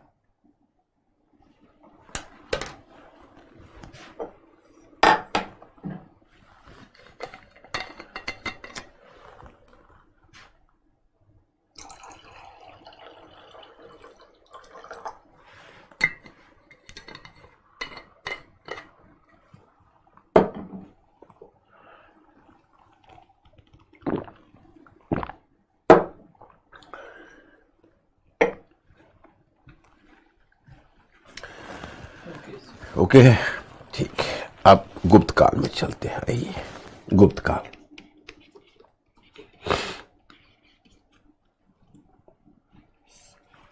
अब गुप्त काल में देखो, ऊपर जो मैंने मरणोत्तर काल में जो कॉमन पॉइंट कहा, दोनों कॉमन पॉइंट हमें गुप्त काल में ही देना पड़ेगा। एक कॉमन पॉइंट है राजत्व का दैवीकरण, राजत्व का दैवीकरण। ओके, ये सब को देखो, थोड़ा थोड़ा जो चेंज हो रहा है उस चेंज को पकड़ना, क्योंकि आज आप लोगों ने बहुत आउटस्टैंडिंग परफॉर्मेंस किया है प्रीलिम्स के क्वेश्चन में, और कल भी चाहूंगा आप लोग रिवाइज करके आओ, उसी तरह से आउटस्टैंडिंग परफॉर्मेंस करो। कल भी मैं 5 से ज्यादा क्वेश्चन लाऊंगा, क्योंकि प्रशासन लगभग मैं आज कवर कर देता हूं, तो प्रशासन भर का तो आपको रिवाइज करके आना है, और अर्थव्यवस्था और समाज भी पढ़ना है कल, क्योंकि मैं कल अर्थव्यवस्था और समाज कवर करूंगा। तो अगर आप बाद में भी पढ़ना चाहो तो पढ़ना, लेकिन थोड़ा एक बार अगर एक रीडिंग भी दे लेते हो तो फिर मेरे साथ क्लास में कम्युनिकेट करना अच्छा होगा। फिर इकोनॉमी और सोसाइटी तुम पढ़ के आओगे तो उसका परसों की बारी होगी क्वेश्चन पूछने की, और परसों फिर मैं कल्चर में घुस जाऊंगा। तो ऐसे हम लोगों का काम चलेगा और आप लोगों की भी तरक्की होती रहेगी, और इसी बहाने आपका रिवीजन होगा, और सबसे खुशी होगी कि आप लोग बौद्धिक जुगाली करना धीरे धीरे सीखोगे। तो राजत्व का दैवीकरण, क्योंकि यहां का जो राजा है जैसे समुद्रगुप्त है, तो समुद्रगुप्त ने अपनी तुलना 4 देवताओं से की। वो 4 देवताओं क्या है? तो धनदा, कुबेर, अंत का यम, मतलब उसने इंद्र, वरुण, यम और कुबेर से अपनी तुलना किसने की? समुद्रगुप्त ने। भारी मतलब राजत्व का दैवीकरण, ताकि राजपद की प्रतिष्ठा बढ़े। उसका जो दरबारी लेखक है हरिसेन, उसने जो समुद्रगुप्त की प्रशंसा में प्रयाग प्रशस्ति लिखी है, उसमें 4 महान देवताओं से इसकी तुलना की। और दूसरा है राजा के द्वारा भारी भरकम उपाधियां, जो पहले आपने देखा। अब तो और भी राजा अधीनस्थ शासक और सामंत को अपने अधीन रखने लगा। तो अब राजा के अधीन भारी भरकम उपाधियां, राजा के द्वारा भारी भरकम उपाधियां, क्योंकि उसके अंतर्गत अब अधीनस्थ शासक और सामंत रहने लगे, तो अधीनस्थ शासक और सामंत से अपनी स्थिति को विशिष्ट करने के लिए तो राजा क्या करेगा, भारी भरकम उपाधियां तो लेगा। तो अब राजा पहले से भारी भरकम उपाधियां ले रहा।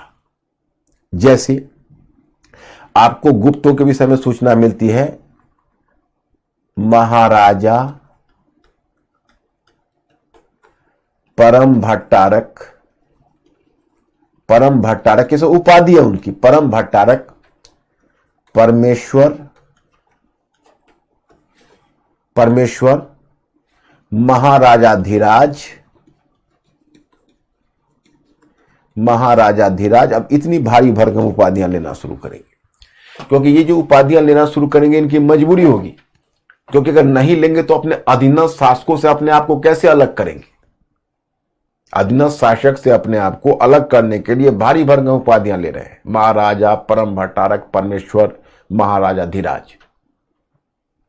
अब अधीनस्थ शासक ले रहे हैं अधिक उपाधि राजा, तो उनसे अपने आप को अलग करने के लिए उपाधि ले रहे हैं महाराजा या परम भट्टारक, परमेश्वर। फिर आप देखते हो कि राजा है, राजा की सहायता के लिए एक मंत्रिपरिषद भी है, ठीक है। मंत्रिपरिषद का एडवाइजरी राइट है।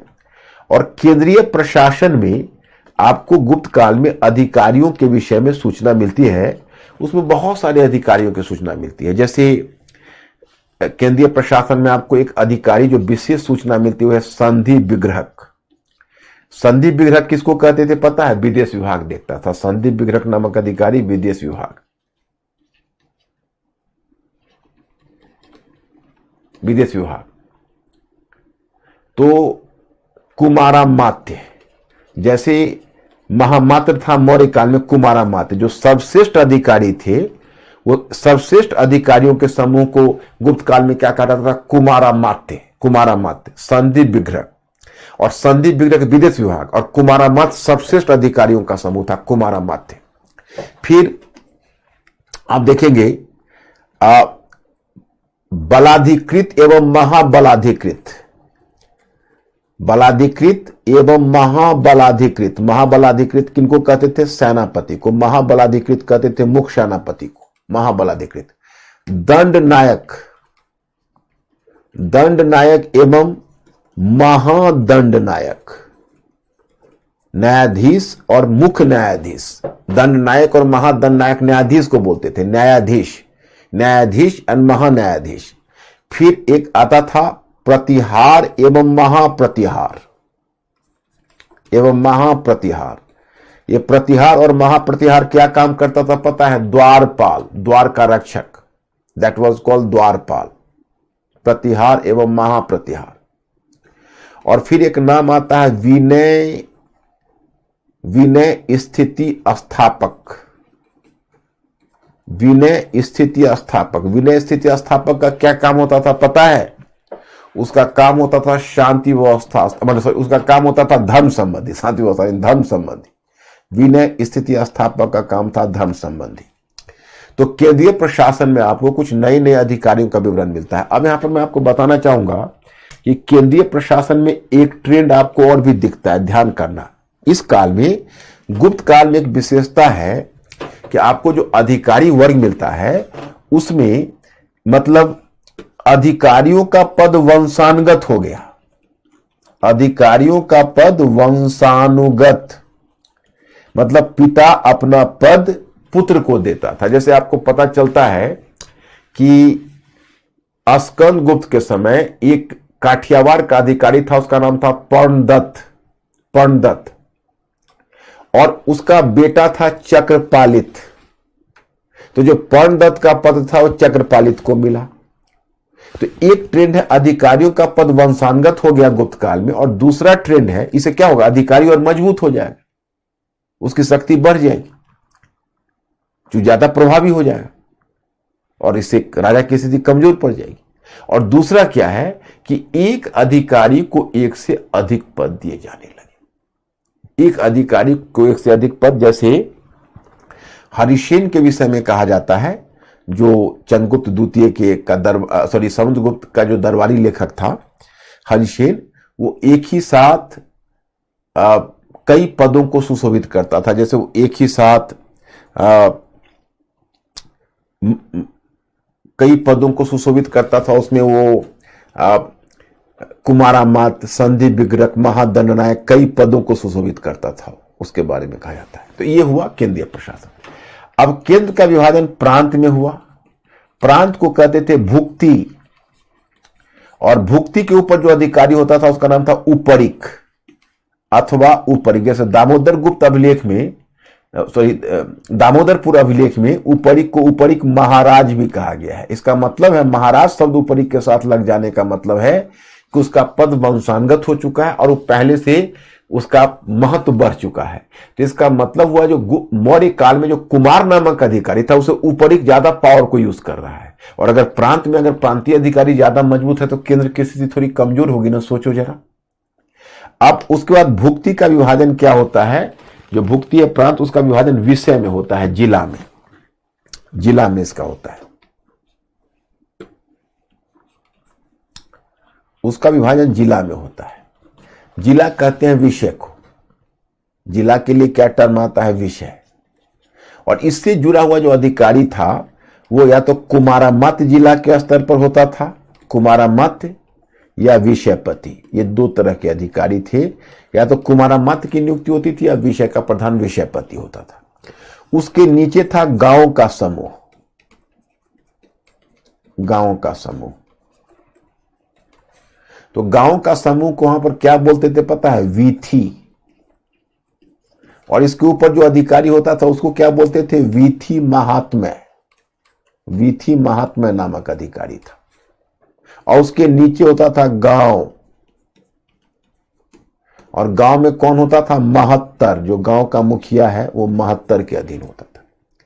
लेकिन गुप्त काल के प्रशासन की एक और विशेषता आपको नजर आएगी, क्या, तो स्थानीय प्रशासन में स्थानीय तत्वों की भागीदारी। स्थानीय प्रशासन में अधिकारी, जैसे स्थानीय प्रशासन में स्थानीय तत्वों की भागीदारी में देखोगे, जैसे विषय नामक इकाई है, तो विषय नामक इकाई में वहां के स्थानीय प्रशासन में विषय अधिकरण, एक विषय अधिकरण का गठन होता था, और विषय अधिकरण में स्थानीय तत्वों को प्रतिनिधित्व दिया जाता था।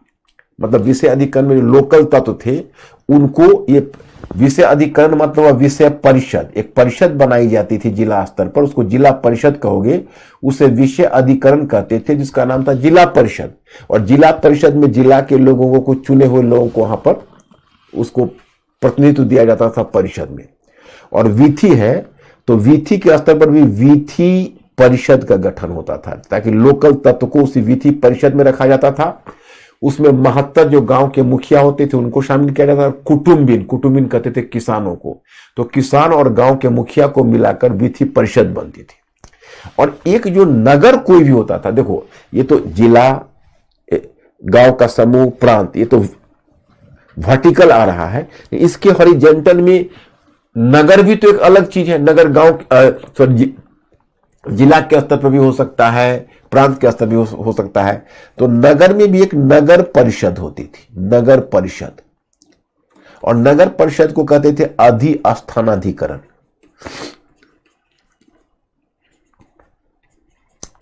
नगर परिषद को अधिस्थानाधिकरण कहते थे। और अधिस्थानाधिकरण नामक जो इकाई होती थी उसमें कई तरह के अधिकारी होते थे।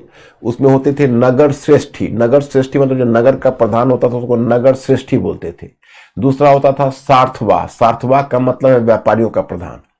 तीसरा कहलाता था प्रथम कुलिक, जैसे एक होता था नगर श्रेष्ठी, नगर श्रेष्ठी कहते थे वित्त प्रधान को, वित्त का प्रधान। दूसरा होता था सार्थवाह, सार्थवाह व्यापारियों का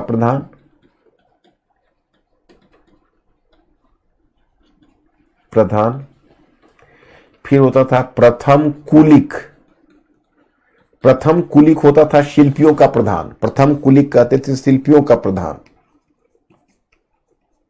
शिल्पियों का प्रधान। और फिर होता था प्रथम कायस्थ।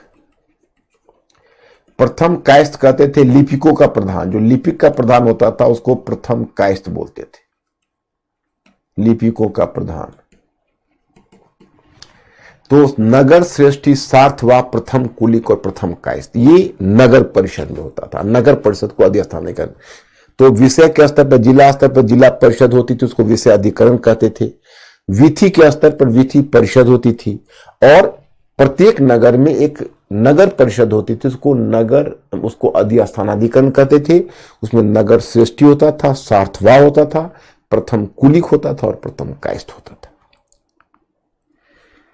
तो गुप्त काल में यही था। अगर गुप्त काल में आप ओके करिए तो गुप्तोत्तर काल और पूर्व मध्य काल फिर हम कवर कर लें।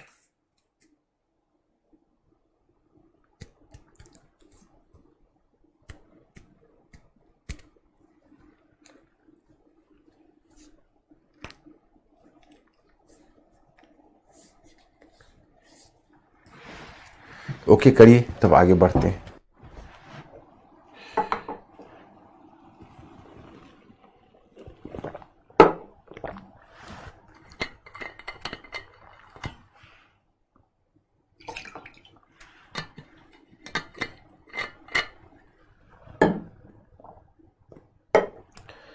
और मिस्टर अंकुर बताइए क्या पोजीशन है? ओके ओके, अच्छा चलिए अब आते हैं गुप्तोत्तर काल। तो देखो गुप्तोत्तर काल में जो ट्रेंड पीछे आप देख रहे हो वो ट्रेंड तो गुप्तोत्तर काल में भी बना ही रहेगा। एक क्वेश्चन, हाँ विक्रम पूछ रहे हैं कि सर किसने कौन सी उपाधि ली, ये क्वेश्चन इंपॉर्टेंट है क्या? नेचुरली याद हो जाए तो ठीक है। इंपॉर्टेंट क्या रहेगा प्रीलिम्स में तो कुछ भी पूछ सकते हैं, लेकिन जो मैंने मैटर तुमको एडमिनिस्ट्रेशन में दिया हुआ है कम से कम उतना पर तो कमांड करो, वो तो मिनिमम फैक्ट्स है। और तुमको चार मतलब मैंने तो ऑलरेडी कितना मैंने दिया हुआ है पेज में, तुमको पेज ही दिखा देता हूं।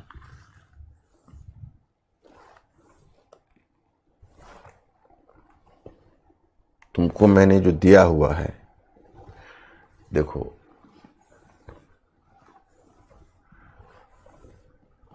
यहां से तुम्हारा शुरू हुआ, देखो यहीं से शुरू किया ना, इस पेज के ऊपर हो, इसको ऊपर हो, ऋग वैदिक, उत्तर वैदिक, बुद्ध काल, मौर्य काल, मौर्य प्रशासन, यहां ग्रामिक, मौर्योत्तर काल, गुप्त काल, गुप्त काल, गुप्तोत्तर काल, पूर्व मध्य काल। बस अब बताओ, इतना नहीं कर सकते, इतना से भागोगे ये सब। कल इसको पूरी तरह से पूछ के आना, फिर मैं कल लाता हूं 7, 8, 9 क्वेश्चन तुम्हारे लिए, उसको तुम सॉल्व कर दोगे, कॉन्फिडेंस आ जाए। और निशान पूछ रहे हैं सर उपाधि कौन देता था? राजा देता था, अथॉरिटी जो होता था सत्ता में वो देता था। Okay sir. अब देखो गुप्तोत्तर काल, इसी के सारे देखते हैं। इस काल में राजत्व का देखो, ये ट्रेंड तो मैंने मौर्योत्तर काल से शुरू किया है, ये ट्रेंड चलता रहेगा, इस ट्रेंड को चेंज मत करो। राजत्व का दैवीकरण जो पहले तुमने देखा था वो राजत्व का दैवीकरण इस काल में भी चलता रहेगा, उसमें कोई फर्क नहीं होगा। ये मैंने मौर्योत्तर काल में बताया, गुप्त काल में बताया, गुप्तोत्तर काल में भी चलता रहेगा। इस काल में राजकीय अधिकारियों को, अब देखो अंतर क्या आया, भूमि अनुदान तो पहले भी था। गुप्त काल में भूमि अनुदान मौर्योत्तर काल की तुलना में बढ़ी या कम हुई? बिल्कुल बढ़ी। गुप्त काल में राजकीय अधिकारियों का पद वंशानुगत हुआ और एक अधिकारी को एक से अधिक पद मिलने लगे, यह भी सही है, परंतु ध्यान रहे गुप्त काल में अधिकारियों को भूमि अनुदान में वेतन नहीं मिला। अधिकारियों को नगद में ही वेतन मिलता था गुप्त काल में। गुप्त, पता है, गुप्त में अर्थव्यवस्थाएं बताऊंगा कि गुप्त शासकों ने इतिहास में सबसे अधिक स्वर्ण सिक्के जारी की। तो गुप्त शासकों ने इतिहास में सबसे अधिक स्वर्ण सिक्के जारी किए, और उन सिक्कों का प्रयोग कहां होता था पता है? बड़े अधिकारियों को तनख्वाह देने में, भूमि की खरीद बिक्री में और बड़े व्यापारिक लेन देन में। तो उसमें अधिकारियों को भूमि अनुदान में तनख्वाह गुप्तों ने नहीं दिया है। पहली बार देखो राजकीय अधिकारी को भूमि अनुदान में वेतन मिलेगा इसी काल में, क्योंकि इस काल तक जैसा कि आर एस शर्मा कहते हैं कि संभवतः व्यापार को धक्का लगा। हालांकि ये मत तो अब हम लोग मेन ऑप्शनल में खंडित करते हैं, लेकिन इसको तुम लोग मान लो, तुम लोग को इतनी गहराई में क्यों जाना, तो कोई हिस्टोग्राफी से क्या मतलब है। आर एस शर्मा मानते हैं कि व्यापार को धक्का लगा, इस कारण से मुद्राओं की कमी पड़ गई, और जब मुद्राओं की कमी पड़ गई तो अधिकारियों को भी जो तनख्वाह मिलने लगा वह अब भूमि अनुदान के रूप में ही मिलने लगा। और ऐसी सूचना पहली बार ह्वेनसांग हर्षवर्धन के काल का देता है कि भूमि अनुदान के रूप में तनख्वाह मिलने लगा अधिकारियों को। तो फिर इस काल में नौकरशाही का सामंतीकरण हुआ। नौकरशाही का सामंतीकरण का मतलब हुआ कि जो अधिकारी है, तो अधिकारी का पद अब सामंतों को भी दिया जाने लगा। अधीनस्थ शासक और सामंत को अधिकारी का पद दिए जाने लगा, माने सामंतों को भी महत्वपूर्ण प्रशासनिक पद दिए जाने लगे। तो ये था। और देखोगे, जैसे एक बात तुम देखोगे कि जैसे गुप्त शासक है, तो गुप्त शासकों के काल में क्या होता था, जो अधीनस्थ शासक और सामंत होते थे, वो अधीनस्थ सामंत और शासक को दूरवर्ती क्षेत्रों में बसाया जाता था, मुख्य क्षेत्र में नहीं। पहली बार इस काल में तुम देखोगे कि सामंतों और अधिकारियों को मुख्य क्षेत्र में भी बसाया जाने लगा। दूरवर्ती क्षेत्र तो छोड़ो, मुख्य क्षेत्र में भी बसाया जाने लगा। अब देखो, भारी भरकम उपाधियां तो शासक लेंगे ही गुप्तोत्तर काल में, पूर्व मध्य काल में भी लेंगे। जैसे तुम गुप्तोत्तर काल में ही दक्षिण भारत में पल्लव शासकों के बारे में सुना होगा। पल्लव शासकों ने इतनी भारी भरकम उपाधियां ली कि तुम चौंक जाओगे। वो क्या कहते हैं? वो कहते हैं जैसे वो कई उपाधियां लेते हैं, जैसे महाराजा धीराजा का भी उपाधि लेते हैं, लेकिन एक उपाधि जो लेते हैं वो चौंकाने वाली है कि अग्निष्टोम वाजपेयी अश्वमेध यज्ञ। अग्निष्टोम यज्ञ है, वाजपेयी यज्ञ है और अश्वमेध यज्ञ है। तो उन्होंने एक ही टाइटल में ले लिया, अग्निष्टोम वाजपेयी अश्वमेध यज्ञ, मतलब अग्निष्टोम यज्ञ करने वाला, वाजपेयी यज्ञ करने वाला और अश्वमेध यज्ञ करने वाला। इतनी बड़ी उपाधि ली। अब इस काल में अधिकारियों को भूमि अनुदान में वेतन मिलने लगा, क्योंकि व्यापार के पतन के कारण। तो ये तो आपको हो ही गया है। अब देखो पूर्व मध्य काल में, फिर पूर्व मध्य काल में फिर वही ट्रेंड, एक ट्रेंड हुआ राजत्व का दैवीकरण, वो चलेगा ही। ये मौर्योत्तर काल से ही चल रहा है। राजा अपनी तुलना देवता से करेगा। दूसरा, राजा के द्वारा भारी भरकम उपाधियां लिया जाएगा। ये भी मैंने ये भी यहां पर, क्योंकि अब बहुत सारे छोटे सामंत और शासक उसके अधीन हो गए, तो राजा, अब सामंत और शासक जब उसके अधीन हो गए तो राजा के द्वारा भारी भरकम उपाधियां ली ही जाएगी। अब कुछ महत्वपूर्ण सामंतों को अधिकारी का पद मिला, और कुछ अधिकारी इतने ताकतवर बन गए कि उनको सामंती उपाधि दी जाने लगी। तो एक तरफ कुछ सामंतों को अधिकारी का पद मिल गया, तो कुछ अधिकारी इतने पावरफुल हो गए कि उनको सामंत का दर्जा मिल जाता। इसको कहते हैं नौकरशाही का सामंतीकरण। तो नौकरशाही का सामंतीकरण एक विशेषता के रूप में आपको नजर आती है। अब इस काल में बड़ी संख्या में भूमि अनुदान मिले। पता है आपको, 5वीं और 13वीं सदी के बीच मठों और मंदिरों को बड़ी संख्या में भूमि अनुदान मिले, और मठ और मंदिर किसानों को से खेती करवाने लगा। और मैं आपको यह भी बताऊं कि इस काल में बड़ी संख्या में सैनिक अनुदान बटे हैं। प्रतिहार शासकों ने,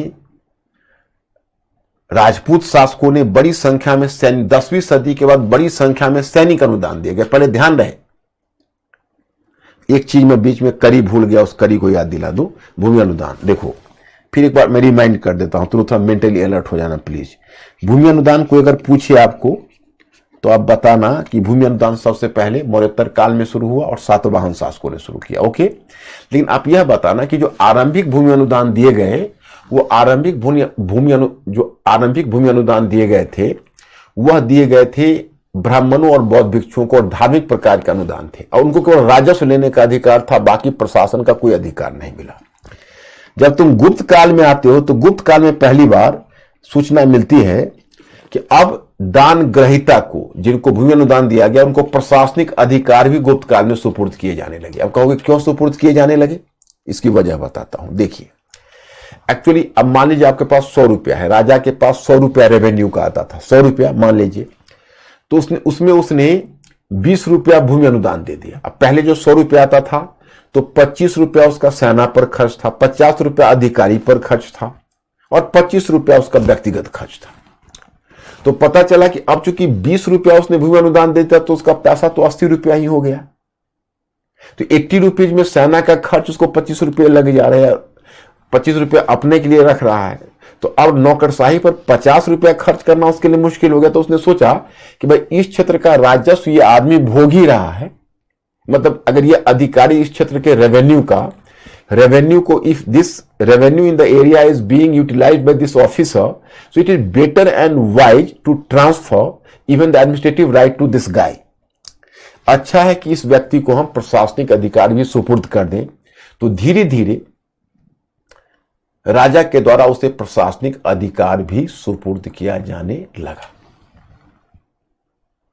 ओके, तो गुप्त काल में प्रशासनिक अधिकार भी सुपुर्द किए जाने लगे। अब गुप्तोत्तर काल में जब आए तो हर्षवर्धन के समय पहला एक फर्क लगा कि अब सरकारी अधिकारियों को भी भूमि अनुदान में वेतन दिया जाने लगा। और जब तुम पूर्व मध्य काल में आए तब पता चला कि बड़ी संख्या में अब सैनिक अनुदान दिए जा रहे हैं और सैनिक सेवा के बदले, जैसे राजपूत राज्यों में 16 तथा उसके गुणक, 16 एवं उसके गुणक का मतलब 16 एंड इट्स मल्टीपल्स, मतलब 16 विलेज, 64 विलेज, 32 विलेज का समूह बना के सैनिक अधिकारियों को दिया जाता था, अपने ही रक्त संबंध के लोगों को दिया जाता था और बदले में वो राज्य को सैनिक सेवा प्रदान करते थे। So that is just you can say characterize as feudalization और फ्यूडलिज्म, जिसको फ्यूडलिज्म की संज्ञा दी गई। तो बड़ी संख्या में सैनिक अनुदान दिए गए, सैनिक अनुदान प्रदान किया जाता था। अब इसी क्रम में मैं बताऊंगा कि दक्षिण भारत में चोलों के अधीन, जैसे तो उत्तर भारत की बात बताई, दक्षिण भारत में इस काल में एक यूनिक चीज आपको मिलेगी। जैसे चोल के अधीन ये केंद्र है और केंद्र के बाद शासन की इकाई मंडल होती थी, प्रांत को बोलते थे, और मंडल के नीचे होता था जिला, जिसको वलनाडु बोलते थे, वलनाडु, और वलनाडु के नीचे होता था, जिला के नीचे तहसील, जिसको नाडु बोलते थे, नाडु। मैंने ऊपर केंद्र, केंद्र के नीचे मंडल, यहां पर मैंने क्यों लिखा, यहां से मैं लिखना चाहिए ऊपर केंद्र, तब आपको दिखेगा, केंद्र के नीचे प्रांत, प्रांत को मंडल, और प्रांत के नीचे जिला, जिसको वलनाडु, और जिला के नीचे तहसील, जिसको नाडु, और उसके नीचे गांव। गांव तो गांव में उर अथवा सभा। देखिए, अब चोल काल की विशेषता है कि नाडु से लेके गांव तक स्थानीय प्रशासन का विकास, क्या मतलब लोकल लोगों को प्रशासन में जगह दी गई, लोकल सेल्फ गवर्नमेंट। और इसकी सूचना हमें कहां से मिलती है पता है? इसकी सूचना मिलती है उत्तर मेरूर अभिलेख से। उत्तर मेरूर तमिलनाडु में एक जगह है, उत्तर मेरूर अभिलेख। कभी पीटी में आपको उत्तर मेरूर अभिलेख पूछ लिया जाएगा, या हो सकता है मैं कल ही अपने क्वेश्चन में लाऊं, तो आप ध्यान रखना। उत्तर मेरूर अभिलेख है, उस उत्तर मेरूर अभिलेख से हमें लोकल सेल्फ गवर्नमेंट के संचालन की सूचना चोलों के अधीन मिलती है, कि चोलों के अधीन स्थानीय स्वायत्त शासन का संचालन होता था। नाडु के स्तर पर जो स्थानीय समिति बनती, जो स्थानीय जो सभा बनती थी, उसको नातवर कहा जाता था। और गांव में अगर ब्रह्मदेव गांव है, अग्रहार गांव होता था। देखो, ब्रह्मदेव और अग्रहार जो ब्राह्मणों को अनुदान में दिया जाता था, उसके लिए ब्रह्मदेव अथवा अग्रहार शब्द का प्रयोग होता था। दोनों में थोड़ा सा फर्क है। जैसे जो ब्रह्मदेव गांव है वो किसी एक ब्राह्मणों को भी दिया जा सकता था, या ब्राह्मणों के समूह को भी दिया जा सकता था, लेकिन उसका कोई दायित्व नहीं होता था। अगर हर गांव अगर दिया गया अनुदान में, इसका मतलब है कि that was given to a group of Brahmins, ब्राह्मणों के समूह को दिया जाएगा और उससे अपेक्षा की जाएगी कि वह लोकल लोगों को मुफ्त रूप में शिक्षा का प्रबंध करे। तो अगर हर गांव हुआ तो इस तरह से अगर ब्रह्मदेव अग्रहार गांव होता था तो वहां पर सभा नामक संस्था गठित की जाती थी, और अगर गांव सामान्य हुआ तो वहां पर उर नामक संस्था गठित की जाती थी, और नाडु में नातवर नामक संस्था होती थी। तो चोलों के अधीन उत्तर में अभिलेख से सूचना मिलती है, बड़ी यूनिक चीज है, वो है लोकल सेल्फ गवर्नमेंट, स्थानीय स्वशासन। तो यही पूर्व मध्यकाल तक हमको बताना था आपको। आप लोग ओके हो तो बताइए, और फिर मैं कल की तरह होमवर्क देता हूं कि जैसे कल जाके आज रिवाइज कर लेना और थोड़ा बौद्धिक जुगाली कर लेना इसको, और कुछ नामों को स्मरण करके दिमाग में लाने की कोशिश करना। कल 100% क्वेश्चन को सॉल्व करो। थोड़ी शुरू में दिक्कतें होगी, लेकिन फिर आपके थॉट प्रोसेस का हिस्सा हो जाएगा, और एक बार में आपको जितनी चीज याद रहेगी दूसरे को नहीं रहेगा। आप आगे देखना कितना फायदा होगा। उत्साह को बनाए रखना, उत्साह को भंग मत होने देना। तो कल आप लोग तैयार होके आ रहे हो? अंकुर पहले मेरे स्टूडेंट से प्रॉमिस लीजिए, फिर मैं उठूंगा।